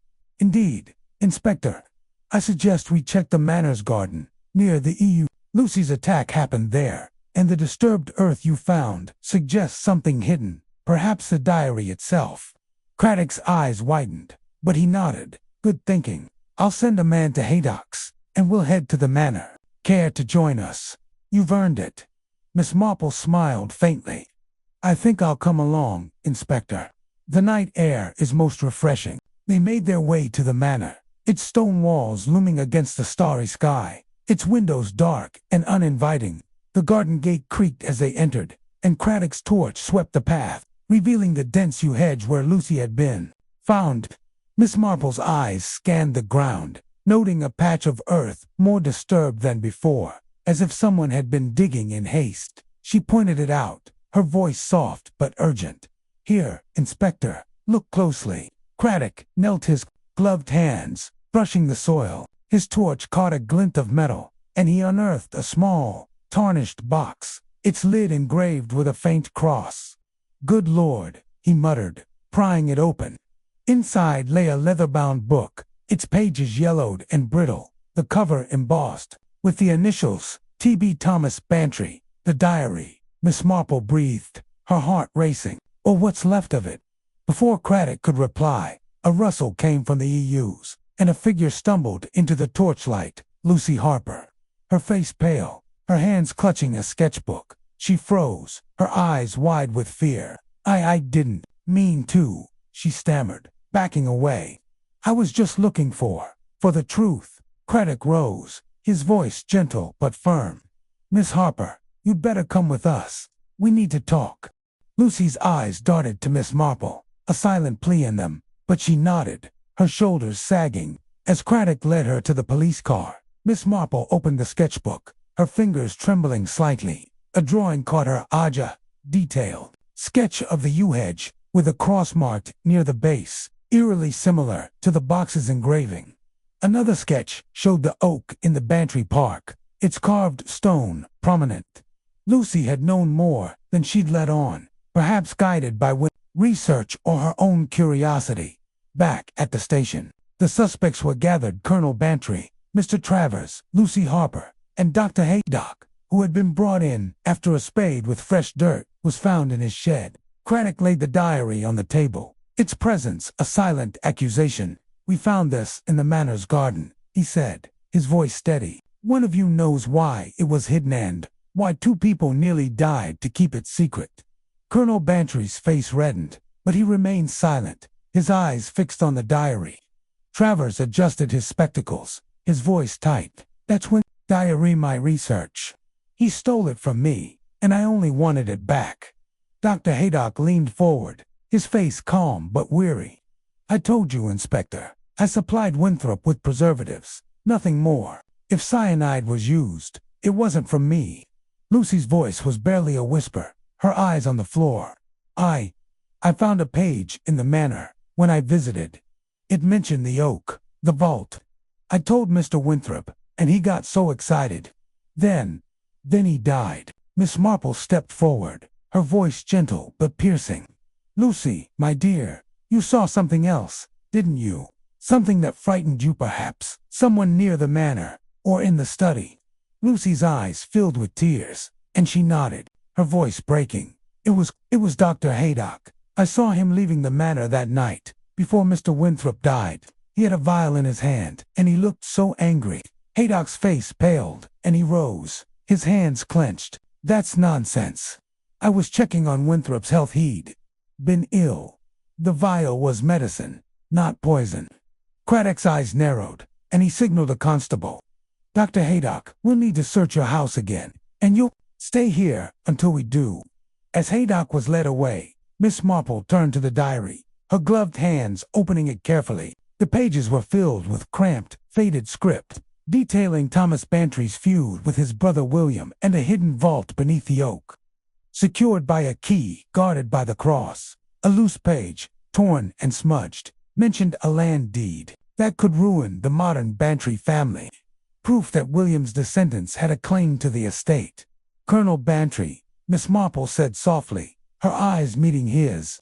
This deed, did you know of it? The colonel's shoulders slumped, and he nodded, his voice hoarse. My great-uncle told me, years ago.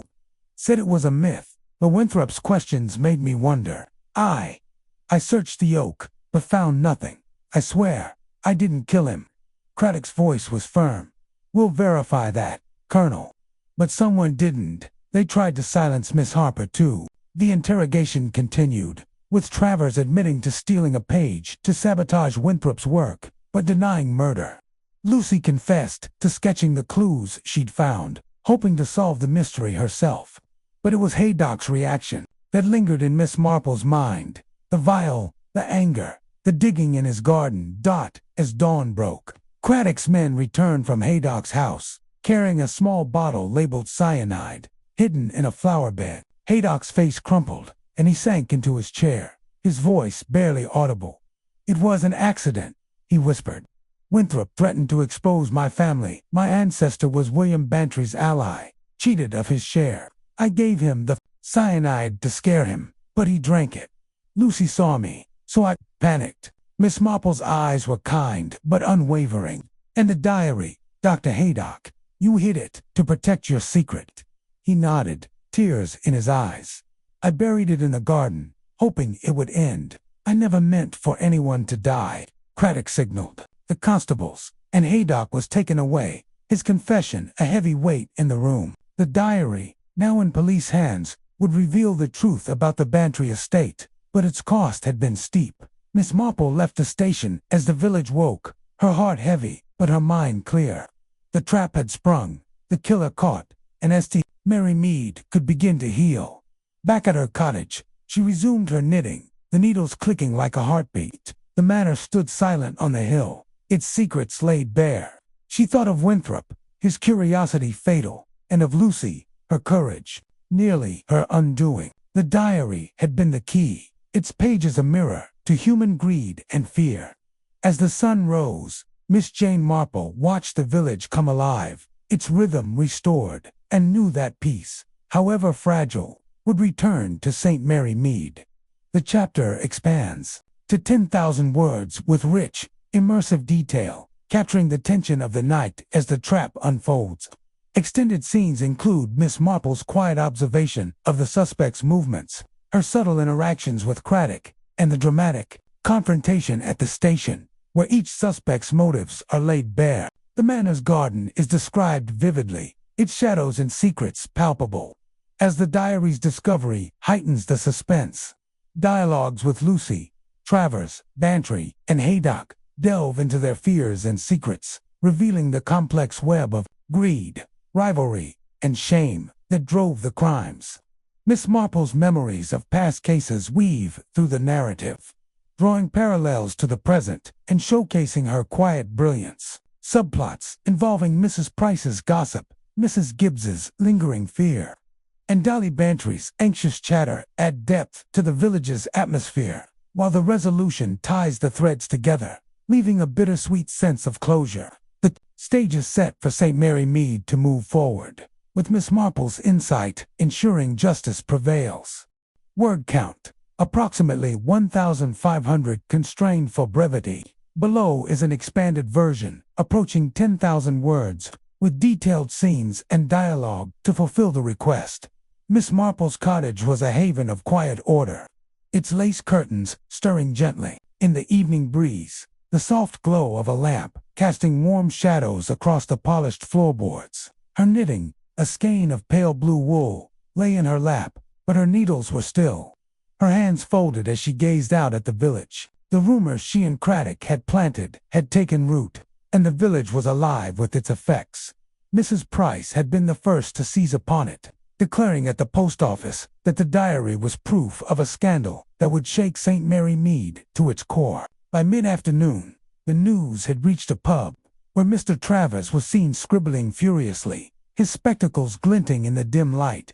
Colonel Bantry had stormed out of Gossington Hall, muttering about meddling fools, while Dr. Hay canceled his appointments, retreating to his garden with a spade. Lucy Harper, still pale from her ordeal, had been glimpsed at her window, her sketchbook clutched tightly.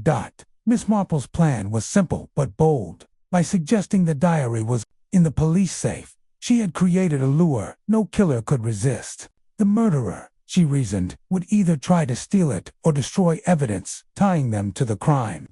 Craddock's men were stationed discreetly around the village, watching the suspects' homes and the station itself. Miss Marple, for her part, would observe from the sidelines, her presence unthreatening but her eyes missing nothing. The knock at her door came just after 8. Florence's voice breathless with news. "Miss Marple, it's happening," she said, her eyes wide. Mrs. Price saw Colonel Bantry heading to the station, looking like he was up to no good, and Mr. Travers was seen near the manor, carrying a spade. "Mrs. Gibbs swears it. The police are out, miss. What's going on?" Miss Marple rose, her movements calm but deliberate. "It's the village stirring, Florence, as villages do when secrets are afoot. I'll take a walk. Don't worry. I'll be careful." She stepped into the night, her coat buttoned against the chill, her walking stick a reassuring weight in her hand. The village was a patchwork of shadows and starlight, the cottages dark, save for flickers of lamplight. She took the lane toward the police station, keeping to the hedgerows, her steps soft on the grass. The air was alive with the rustle of leaves and the distant bark of a dog, but there was an undercurrent of suspense. As if St. Mary Mead held its breath, at the station, she paused behind a yew tree, its branches heavy with shadow. Mr. Travers stood near the hedge, his spade propped against the wall, his spectacles catching the moonlight as he peered at the station's window. His posture was tense, his hands twitching, as if torn between action and flight. Miss Marple's heart quickened, but she remained still, her breath even. Travers's rivalry with Winthrop was well known, but was he desperate enough to kill? Or was he merely chasing the diary for his own ends? A movement caught her eye, and Colonel Bantry emerged from the lane, his heavy tread unmistakable. He approached the station's side door, his hand reaching into his coat pocket for a key, perhaps, or a tool to force the lock. His face was set, his mustache bristling, but there was a flicker of fear in his eyes, as if he knew the stakes. Miss Marple's mind raced, recalling his late-night visits to the Oak, his anger over the diary's rumors. Was he protecting his family's honor, or hiding a darker truth? Before she could decide, a whistle pierced the silence, and 2 constables sprang from the shadows, their torches sweeping the scene.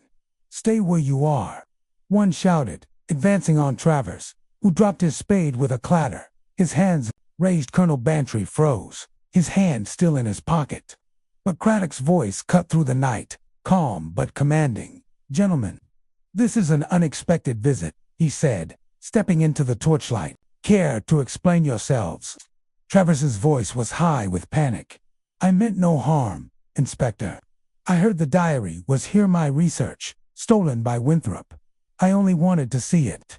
Colonel Bantry's face reddened, his voice gruff. "This is preposterous, Craddock. I was passing by village duty, checking on things.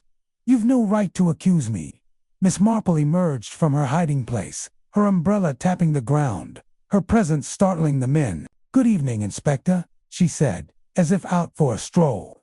"It seems we've all taken an interest in the night air." Craddock's eyes twinkled, but his focus remained on the suspects. "Miss Marple, you've a knack for timing. Let's take this inside. Gentlemen, we've questions to answer." As the constables escorted Travers and Bantry into the station, Craddock drew Miss Marple aside, his voice low. "Your rumors stirred the pot. Miss Marple, Travers, and Bantry aren't the only ones moving. Lucy Harper was seen heading to the manor an hour ago, and Haydock's been digging in his garden again. My men are watching, but I've a feeling the real action's at the manor." Miss Marple nodded, her eyes thoughtful. "The manor's garden, Inspector, near the EU's. Lucy's attack happened there, and the disturbed earth suggests something hidden. We should look there at once." Craddock's face hardened, and he signaled a constable. "Right, we'll head to the manor. I'll send a man to Haydock's house to keep watch. You sure you want to come, Miss Marple? It could be dangerous." She smiled faintly, adjusting her shawl. "I've faced danger before, Inspector, and I'd like to see this through." They set off for the manor, the village fading behind them as the hill loomed ahead. The manor's stone walls stood stark against the sky, its windows dark, its presence heavy with secrets. The garden gate creaked as they entered, and Craddock's torch swept the path, illuminating the yew hedge where Lucy had been found. Miss Marple's eyes scanned the ground, noting the disturbed earth she'd seen before, now more pronounced, as if someone had returned in haste. She pointed it out, her voice soft but urgent. "Here, Inspector. Dig carefully." Craddock knelt, his gloved hands scooping soil. The torchlight caught a glint, and he unearthed a small metal box, its lid engraved with a crosshairily similar to the stone in the Bantry Park. He pried it open, revealing a leather-bound book, its pages brittle, its cover marked with TB the diary. He said, his voice hushed, "Or what's left of it." A rustle broke the silence, and Lucy Harper stumbled from the EUs, her face pale, her sketchbook clutched to her chest. She froze in the torchlight, her eyes wide. I didn't mean to," she stammered, backing away. "I was looking for answers." Craddock rose, his voice gentle. "Miss Harper, you're safe now. Come with us. We need to talk." Lucy's eyes met Miss Marple's, a plea in them, but she nodded, her shoulders sagging. As Craddock led her to the car, Miss Marple opened the sketchbook, her fingers steady despite the excitement. A sketch of the yew hedge showed a cross near the base, matching the box's engraving. Another depicted the oak, its carved stone prominent. Lucy had been following the diary's clues, perhaps guided by Winthrop or her own curiosity. At the station, the suspects were gathered in a stark room, the diary on the table, like a silent judge. Colonel Bantry sat rigid, his hands clenched. Travers adjusted his spectacles, his face tense. Lucy huddled in a chair, her sketchbook beside her. Dr. Haydock, brought in after the spade was found, looked weary, his eyes avoiding the diary. Craddock stood at the head, his voice steady. "This diary was hidden in the Manor's garden. One of you knows why Winthrop and Miss Harper were targeted." Travers spoke first, his voice sharp. "That diary was my work. Winthrop stole it. I took a page to slow him down, but I didn't kill him." Colonel Bantry's voice was gruff. "It's a Bantry matter, Craddock. My family's name is being dragged through the mud. I searched the oak, yes, but I found nothing. I'm no murderer." Lucy's voice was a whisper, her eyes on the floor. "I found a page at the Manor, about the oak, a vault. I told Mr. Winthrop, and he was so excited. Then he died, and I was scared." Miss Marple stepped forward, her voice gentle but piercing. "Lucy, you saw something else, didn't you? Someone at the Manor, perhaps the night Mr. Winthrop died." Lucy's eyes filled with tears, and she nodded. "It was Dr. Haydock. I saw him leaving, with a vial in his hand. He looked angry." Haydock rose, his face pale. "That's a lie. I was checking on Winthrop. He was ill. The vial was medicine, nothing more." Craddock signaled a constable. "Dr. Haydock, we'll search your house again. Stay here." Miss Marple opened the diary, her gloved hands careful. Its pages detailed Thomas Bantry's feud with William, a hidden vault beneath the oak, and a deed proving William's descendants had a claim to the estate. A loose page mentioned a key guarded by the cross, hinting at the box's engraving. She looked at Haydock, her eyes kind but unwavering. "Dr. Haydock, you knew of this deed, didn't you? Your family's tied to William Bantry." "Fine for it." Florence's eyes widened, but she nodded, stepping aside. Miss Marple donned her coat, her Haydock's shoulders slumped, and he sank into his chair, his voice breaking. "My ancestor was William's word count, approximately 1,500 constrained, for brevity. Below is an expanded version approaching 10,000 words, with detailed scenes and dialogue to fulfill the request." Miss Marple's cottage was a haven of quiet order, its lace curtains stirring gently in the evening breeze, the soft glow of a lamp casting warm shadows across the polished floorboards. Her knitting, a skein of pale blue wool, lay in her lap, but her needles were still, her hands folded as she gazed out at the village. The rumor she and Craddock had planted had taken root, and the village was alive with its effects. Mrs. Price had been the first to seize upon it, declaring at the post office that the diary was proof of a scandal that would shake St. Mary Mead to its core. By mid-afternoon, the news had reached the pub. where Mr. Travers was seen scribbling furiously, his spectacles glinting in the dim light. Colonel Bantry had stormed out of Gossington Hall, muttering about meddling fools, while Dr. Hay cancelled his appointments, retreating to his garden with a spade. Lucy Harper, still pale from her ordeal, had been glimpsed at her window, her sketchbook clutched tightly. Miss Marple's plan was simple but bold. By suggesting the diary was in the police safe, she had created a lure no killer could resist. The murderer, she reasoned, would either try to steal it or destroy evidence tying them to the crime. Craddock's men were stationed discreetly around the village, watching the suspects' homes and the station itself. Miss Marple, for her part, would observe from the sidelines, her presence unthreatening but her eyes missing nothing. The knock at her door came just after 8.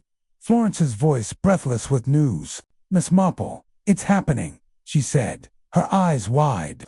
Mrs. Price saw Colonel Bantry heading to the station, looking like he was up to no good, and Mr. Travers was seen near the manor, carrying a spade. "Mrs. Gibbs swears it. The police are out. Miss, what's going on?" Miss Marple rose, her movements calm but deliberate. "It's the village stirring, Florence, as villages do when secrets are afoot. I'll take a walk, don't worry. I'll be careful." She stepped into the night, her coat buttoned against a chill, her walking stick a reassuring weight in her hand. The village was a patchwork of shadows and starlight, the cottages dark save for flickers of lamplight. She took the lane toward the police station, keeping to the hedgerows, her steps soft on the grass. The air was alive with the rustle of leaves and the distant bark of a dog, but there was an undercurrent of suspense, as if St. Mary Mead held its breath at the station. She paused behind a yew tree, its branches heavy with shadow.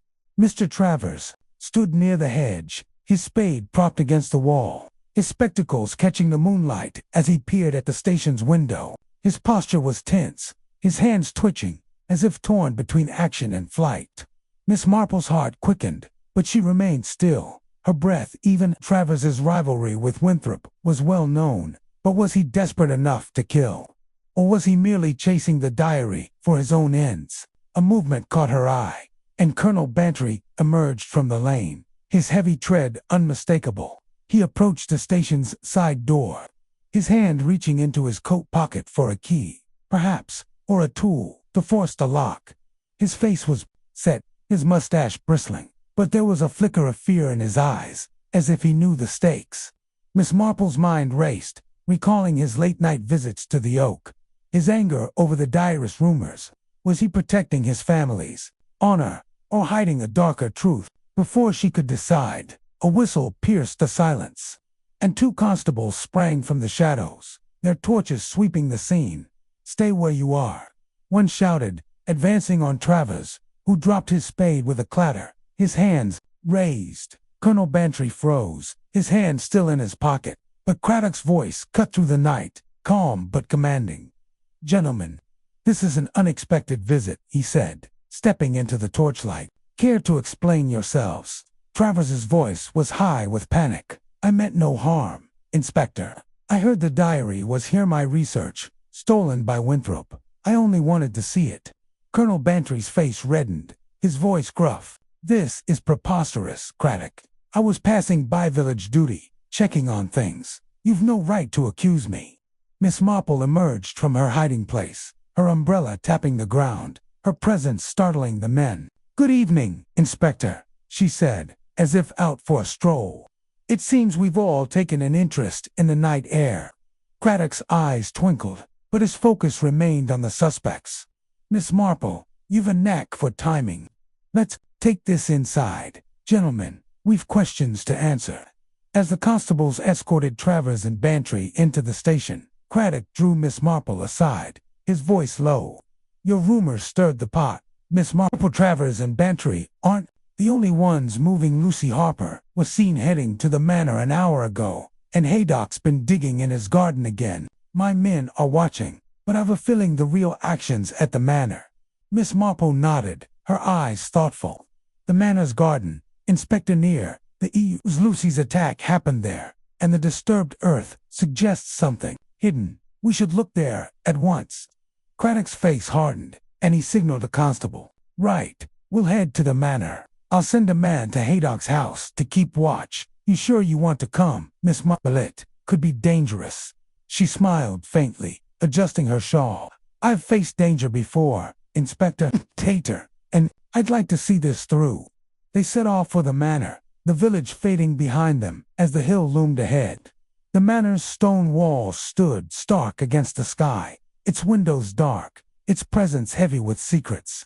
The garden gate creaked as they entered, and Craddock's torch swept the path, illuminating the yew hedge where Lucy had been found. Miss Marple's eyes scanned the ground, noting the disturbed earth she'd seen before, now more pronounced, as if someone had returned in haste. She pointed it out, her voice soft but urgent.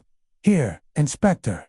Dig carefully." Craddock knelt, his gloved hands scooping soil. The torchlight caught a glint, and he unearthed a small metal box, its lid engraved with a cross eerily similar to the stone in the Bantry Park. He pried it open, revealing a leather-bound book, its pages brittle, its cover marked with TB the diary. He said, his voice hushed, or what's left of it. A rustle broke the silence, and Lucy Harper stumbled from the EUs, her face pale, her sketchbook clutched to her chest. She froze in the torchlight, her eyes wide. I didn't mean to," she stammered, backing away. "I was looking for answers." Craddock rose, his voice gentle. "Miss Harper, you're safe now. Come with us, we need to talk." Lucy's eyes met Miss Marple's, a plea in them, but she nodded, her shoulders sagging. As Craddock led her to the car, Miss Marple opened the sketchbook, her fingers steady despite the excitement. A sketch of the yew hedge showed a cross near the base, matching the box's engraving. Another depicted the oak, its carved stone prominent. Lucy had been following the diary's clues, perhaps guided by Winthrop or her own curiosity. At the station, the suspects were gathered in a stark room, the diary on the table like a silent judge. Colonel Bantry sat rigid, his hands clenched. Travers adjusted his spectacles, his face tense. Lucy huddled in a chair, her sketchbook beside her. Dr. Haydock, brought in after the spade was found, looked weary, his eyes avoiding the diary. Craddock stood at the head, his voice steady. "This diary was hidden in the manor's garden. One of you knows why. Winthrop and Miss Harper were targeted." Travers spoke first, his voice sharp. "That diary was my work. Winthrop stole it. I took a page to slow him down, but I didn't kill him." Colonel Bantry's voice was gruff. "It's a Bantry matter. My family's name is being dragged through the mud. I searched the oak, yes, but I found nothing. I'm no murderer." Lucy's voice was a whisper, her eyes on the floor. "I found a page at the manor. About the oak, a vault. I told Mr. Winthrop, and he was so excited. Then he died, and I was scared." Miss Marple stepped forward, her voice gentle but piercing. "Lucy, you saw something else, didn't you? Someone at the manor, perhaps, the night Mr. Winthrop died." Lucy's eyes filled with tears, and she nodded. "It was Dr. Haydock. I saw him leaving, with a vial in his hand. He looked angry." Haydock rose, his face pale. "That's a lie. I was checking on Winthrop. He was ill. The vial was medicine, nothing more." Craddock signaled a constable. "Dr. Haydock, we'll search your house again. Stay here." Miss Marple opened the diary, her gloved hands careful. Its pages detailed Thomas Bantry's feud with William, a hidden vault beneath the oak, and a deed proving William's descendants had a claim to the estate. A loose page mentioned a key, guarded by the cross, hinting at the box's engraving. She looked at Haydock, her eyes kind but unwavering.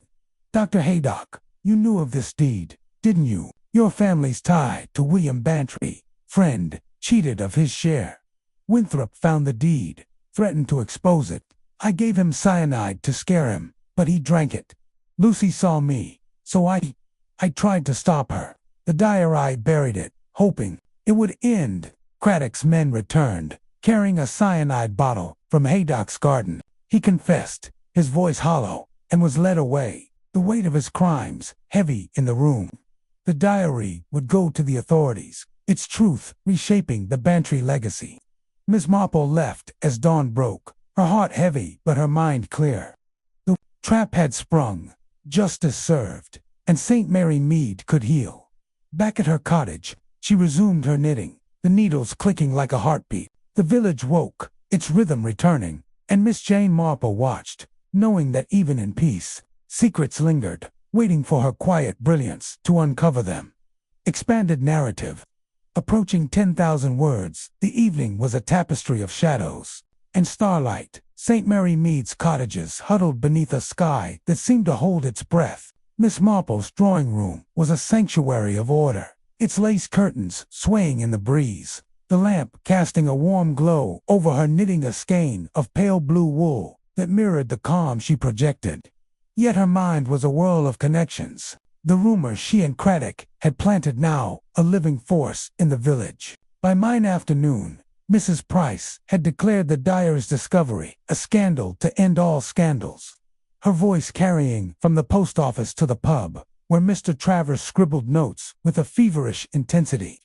Colonel Bantry's temper had flared at Gossington Hall, his wife confiding to Miss Marple that he'd been like a bear with a sore head. Dr. Haydock had canceled his rounds, his garden spade flashing in the sunlight, while Lucy Harper, pale and silent, clutched her sketchbook like a shield. Miss Marple's trap was a delicate mechanism designed to exploit the killer's fear.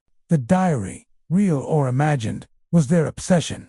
Its secrets, whether a scandalous deed or a hidden treasure, the motive for murder. By suggesting it was locked in the police safe, she had created a lure that would draw the culprit out. Craddock's men were stationed at key points: the station, the manor, the suspects' homes, ready to act. Miss Marple, for her part, would watch, her presence as unthreatening as a village spinster's, her eyes as sharp as a hawk's. Florence's knock came at 8, her voice trembling with news. "Miss Marple, it's all happening," she said, her apron twisted in her hands.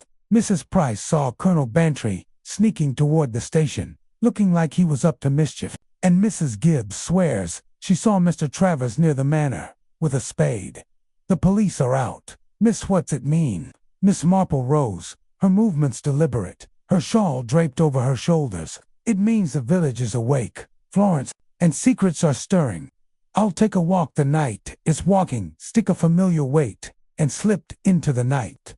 The village was a labyrinth of shadows, the cottages dark, the lanes silent, save for the rustle of leaves and the distant hoot of an owl. She took the path to the police station, keeping to the hedgerows, her steps soft on the grass. The air was cool, scented with jasmine, but there was a tension, a sense of something about to break. At the station, she paused behind a yew tree, its branches cloaking her in shadow. Mr. Travers stood near the hedge, his spade propped against the wall, his spectacles glinting as he watched the station's lit window. His posture was rigid, his hands twitching, as if wrestling with a decision. Miss Marple's heart quickened, but she remained still, her breath even. Travers's rivalry with Winthrop was a motive, but was it enough for murder? Or was he merely chasing the diarist's academic glory? A rustle broke her thoughts, and Colonel Bantry appeared, his heavy tread echoing in the quiet.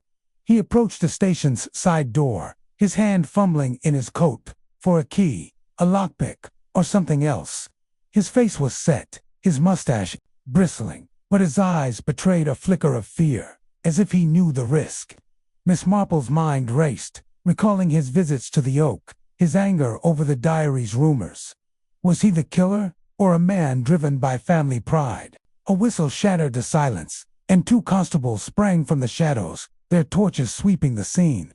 "Stay where you are," one shouted, advancing on Travers, who dropped his spade, his hands raised. Colonel Bantry froze, his hand in his pocket, but Craddock's voice cut through, calm but commanding.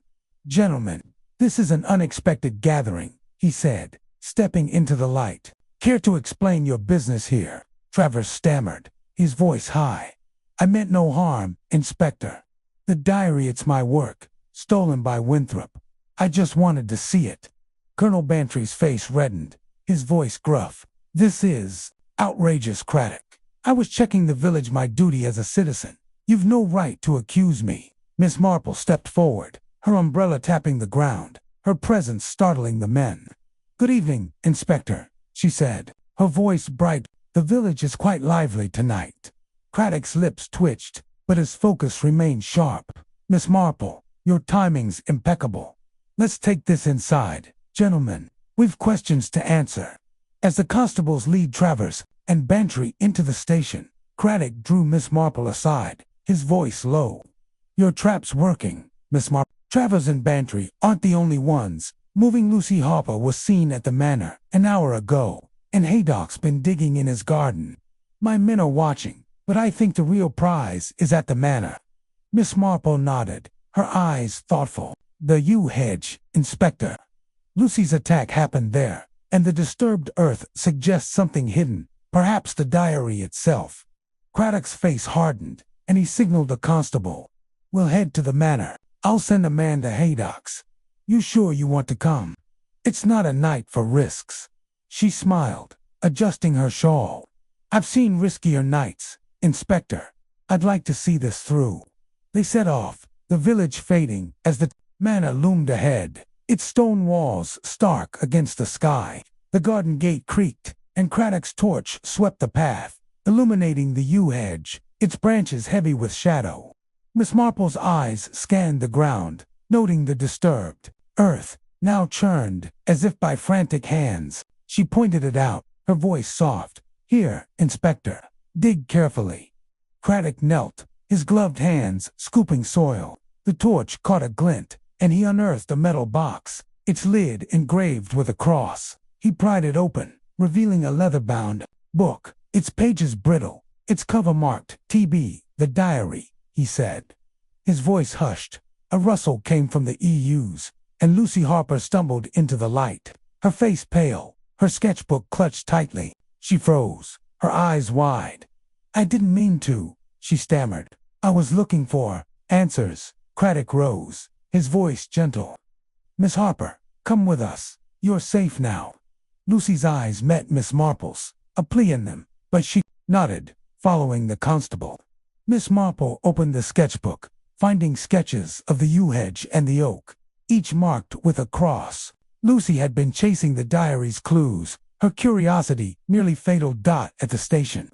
The suspects sat in a stark room, the diary on the table. Colonel Bantry was rigid, Travers tense, Lucy trembling, Haydock wary. Craddock stood firm, his voice steady. This diary was hidden in the manor's garden. One of you knows why Winthrop and Miss Harper were targeted. Travers spoke, his voice sharp. It's my research. Winthrop stole it. I took a page, but I didn't kill him. Bantry's voice was gruff. It's a Bantry matter. I searched the oak, but I'm no murderer. Lucy whispered. I found a page. About the oak, a vault. I told Winthrop, and he died. I was scared. Miss Marple stepped forward, her voice piercing. Lucy, you saw someone at the manor, didn't you? Lucy nodded, tears falling.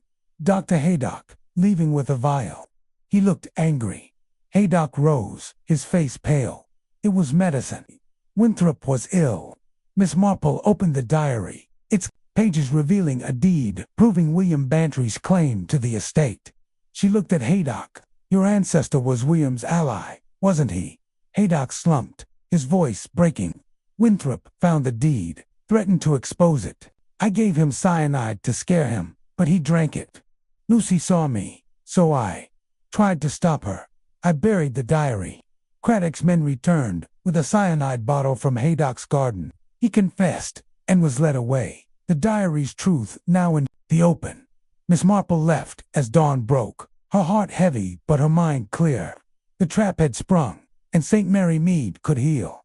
Back at her cottage, she knitted, the needles clicking like a heartbeat. The village woke, its rhythm returning, and Miss Jane Marple watched, knowing peace would return, however fragile.